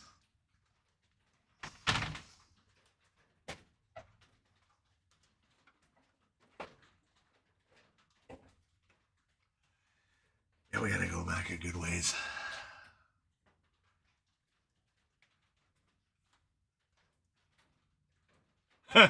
Sputter Crawler sends you so many bad tires, it's only fair to send him an ugly truck. Should I get Chavtex or Amazon special carbon fiber special LCG chassis for the 10.3? Yeah, I didn't think that kicked skid was going to pull that so far forward, but it really did. But this is absolutely not a problem because we're in the further forwardmost uppermost hole in the back. I've got to extend this 15 millimeters back, so we'll be in either the last hole or that hole right there. And 15 millimeters is a nice round dimension.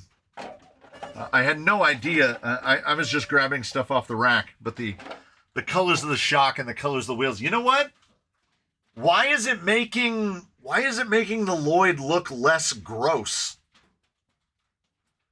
I find that problematic. Yeah. Let me collectivize a response to make it cab only, Bob the Bed. Absolutely not. Absolutely not. If somebody wants to do that, they are absolutely free to do that. I would never try to stop them. But no, I wouldn't do it for myself. I am absolutely under no conceivable circumstance going to do it for a rig that's going to be here for another couple of weeks. Like, you have to take into consideration time.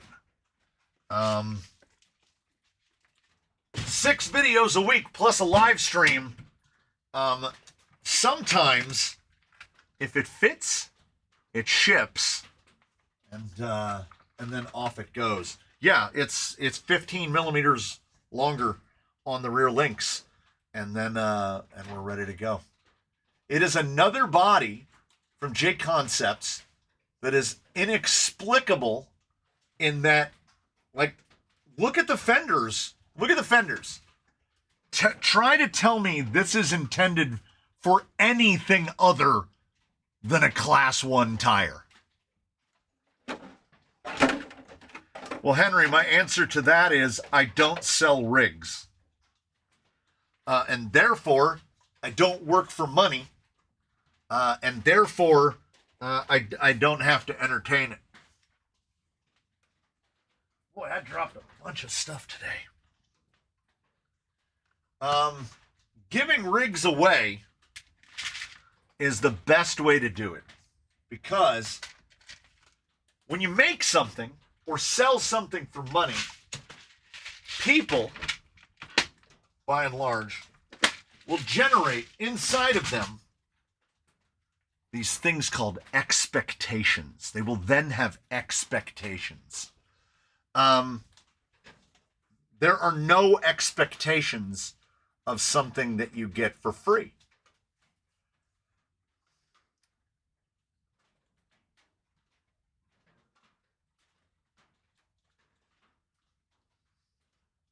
I don't know.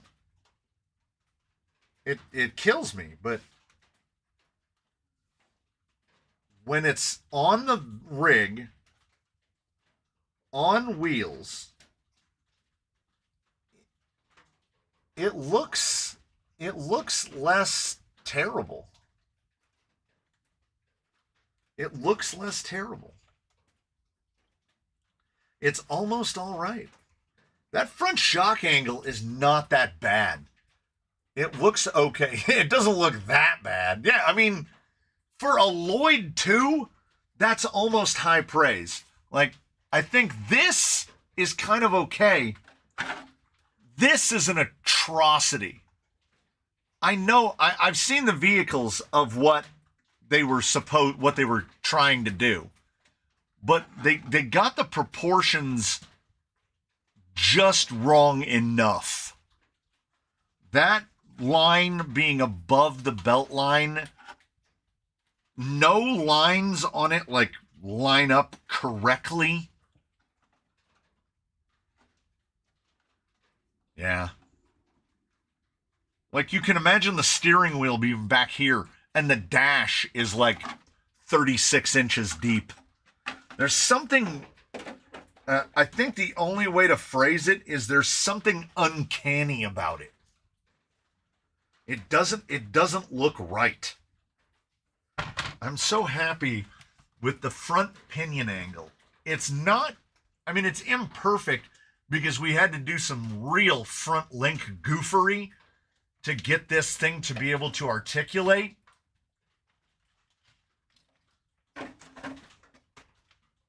It's going to be reasonably long travel on 95s because, yeah, it's about 110. And it can't, oh, it goes more. The no damping is holding me back. There we go. Oh. 125? Flexing 125 is real long travel stuff. Yeah.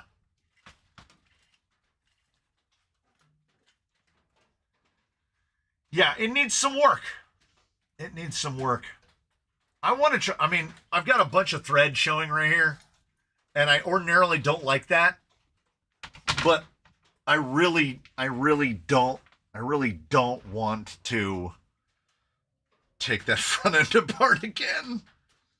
I'm kind of okay with it. And with them on the outside, I had a motor set aside for this thing. What did I do with it? I've got a 30 turn. I think it's a 30 or a 35.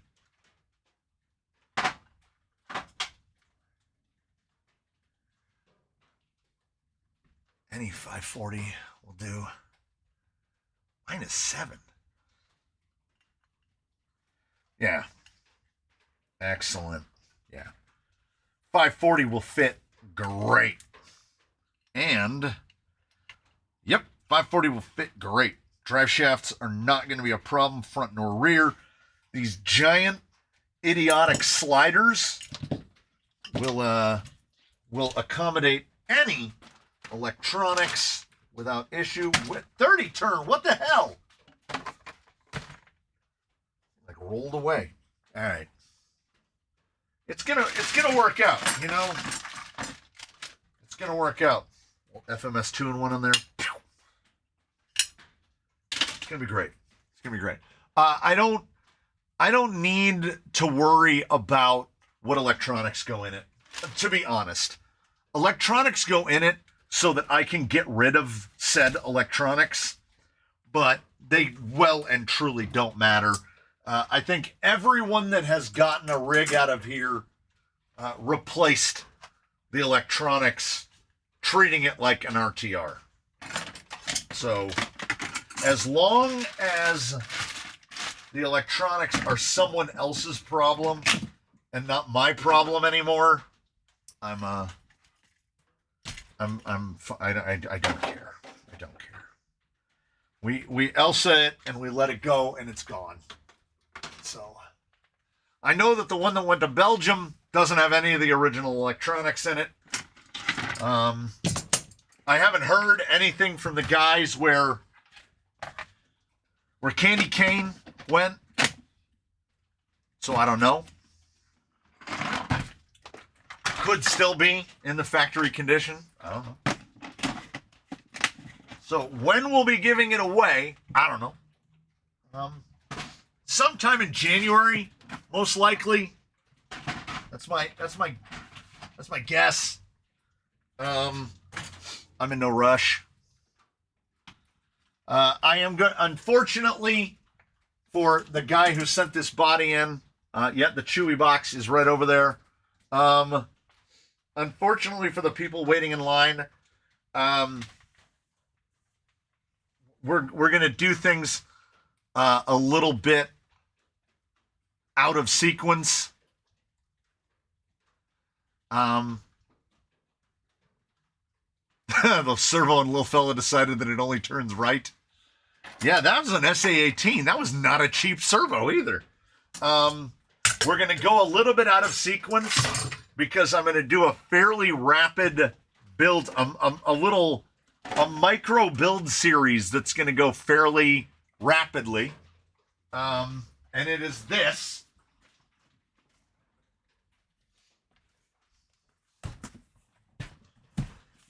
So I'm going to build this in reasonably short order.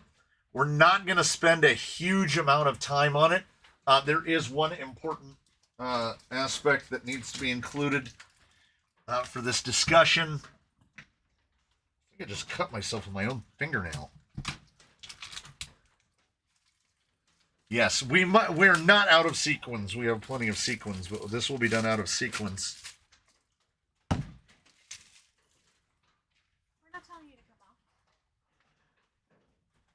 Just letting you know I'm going over to say real quick to Ashley and Adrian. I completely forgot. So this will be done out of sequence to the other ones. Oh, that's what I needed to look up. Hold on. Wait, right there. What was it under? Memberships? Yeah. Go here. Because I already forgot what it was. I already forgot.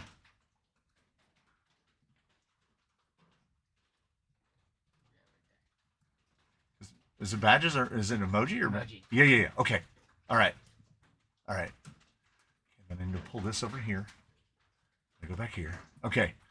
I can't believe I should have done this hours ago.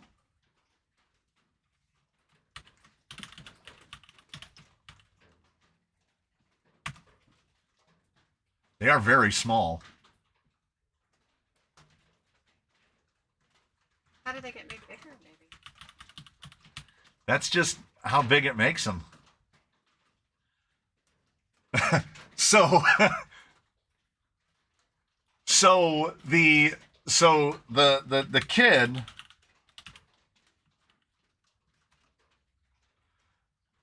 made custom emoji. As a Christmas gift for you. Yeah.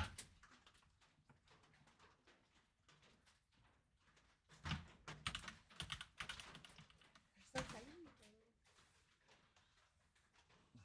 Oh, Lee Jordan has already figured it out. Now the pickles are flooding in now. So yeah, I will be pickling this, and every piece of white plastic is going in a tamale pot. They're using them. Every piece is going in a tamale pot with the Kelly green, and I'm gonna leave all of the gold parts on because I think it will look disgusting. And why it's not going to be your full typical type of build series is, do you see this box right here? You see this? Look right here. Sealed. And you see this right here? Sealed. It is my recommendation that basically no one buy this. Don't buy this. Guys, don't buy it. The only elements you should consider at any point is the Builder's Kit 3 when it's $200. I think the Comp Fox is marginally acceptable at $299. Marginally. It gets a saw. And then the Enduros, particularly when they're on sale. Like, because we've seen some of those Enduros down to like $200. But from looking at the pictures on the box, this has been shrinkflated to such a degree that it is basically not viable. It is basically not viable. The fact that this is a kit, and also notice, I'm surprised it still says Element on the box, because look, even it's AE, Associated Electric Tech, like Element, I guess Element is gone. They even make sure to get a 10 on there, so you know RC10. Yeah, this guy's going to be the pickleer. He's getting the full pickle treatment. Orange and green is the theme. That's delicious, because as will be outlined when I start doing the episodes on it, I have a very specific layout. I have a very specific build and purpose in mind for this. So, you will, I would also like to point out that steel hexes, steel pivot balls, aluminum hubs, and the aluminum shocks are all option parts. So that means, just like everything else, we've been shrinkflated to the point where we have plastic hexes, plastic pivots, and this is a kit. If there was a place where a vehicle should have come with the hexes and the balls and all of those things, it would be this. I'm not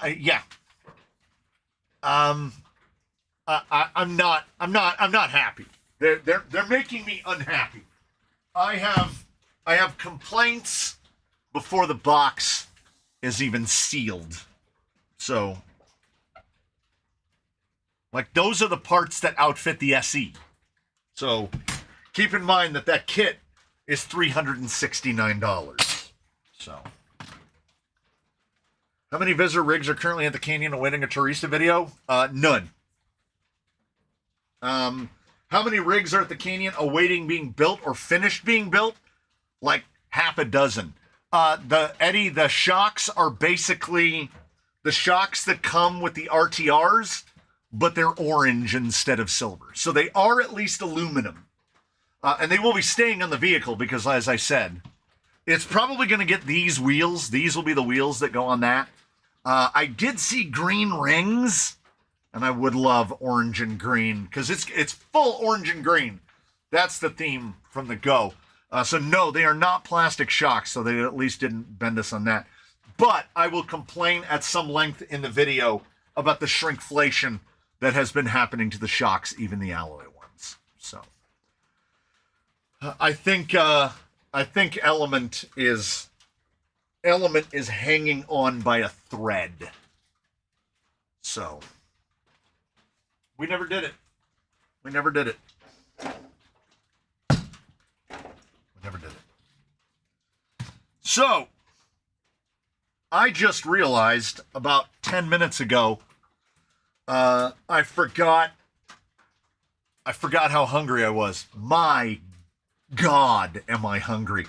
But I am a person who will readily admit I can afford to skip a meal. So I definitely skipped a meal today. I'm glad that I remembered. Well, if the kid hadn't reminded me about the pickles, I would have completely forgotten the pickles. So, gotta get one of those in there. You know what? We had a good turnout today. Thank you for all the people that turned out today. Thank you for the lunatics throwing money the Canyon way. You do indeed. All of you, watching the videos and doing all the things, don't forget to turn off the mic. All of you make this nonsense possible. We might give away two. We might give away two in January. We'll see how this goes because I have to redo the whole rear end of that.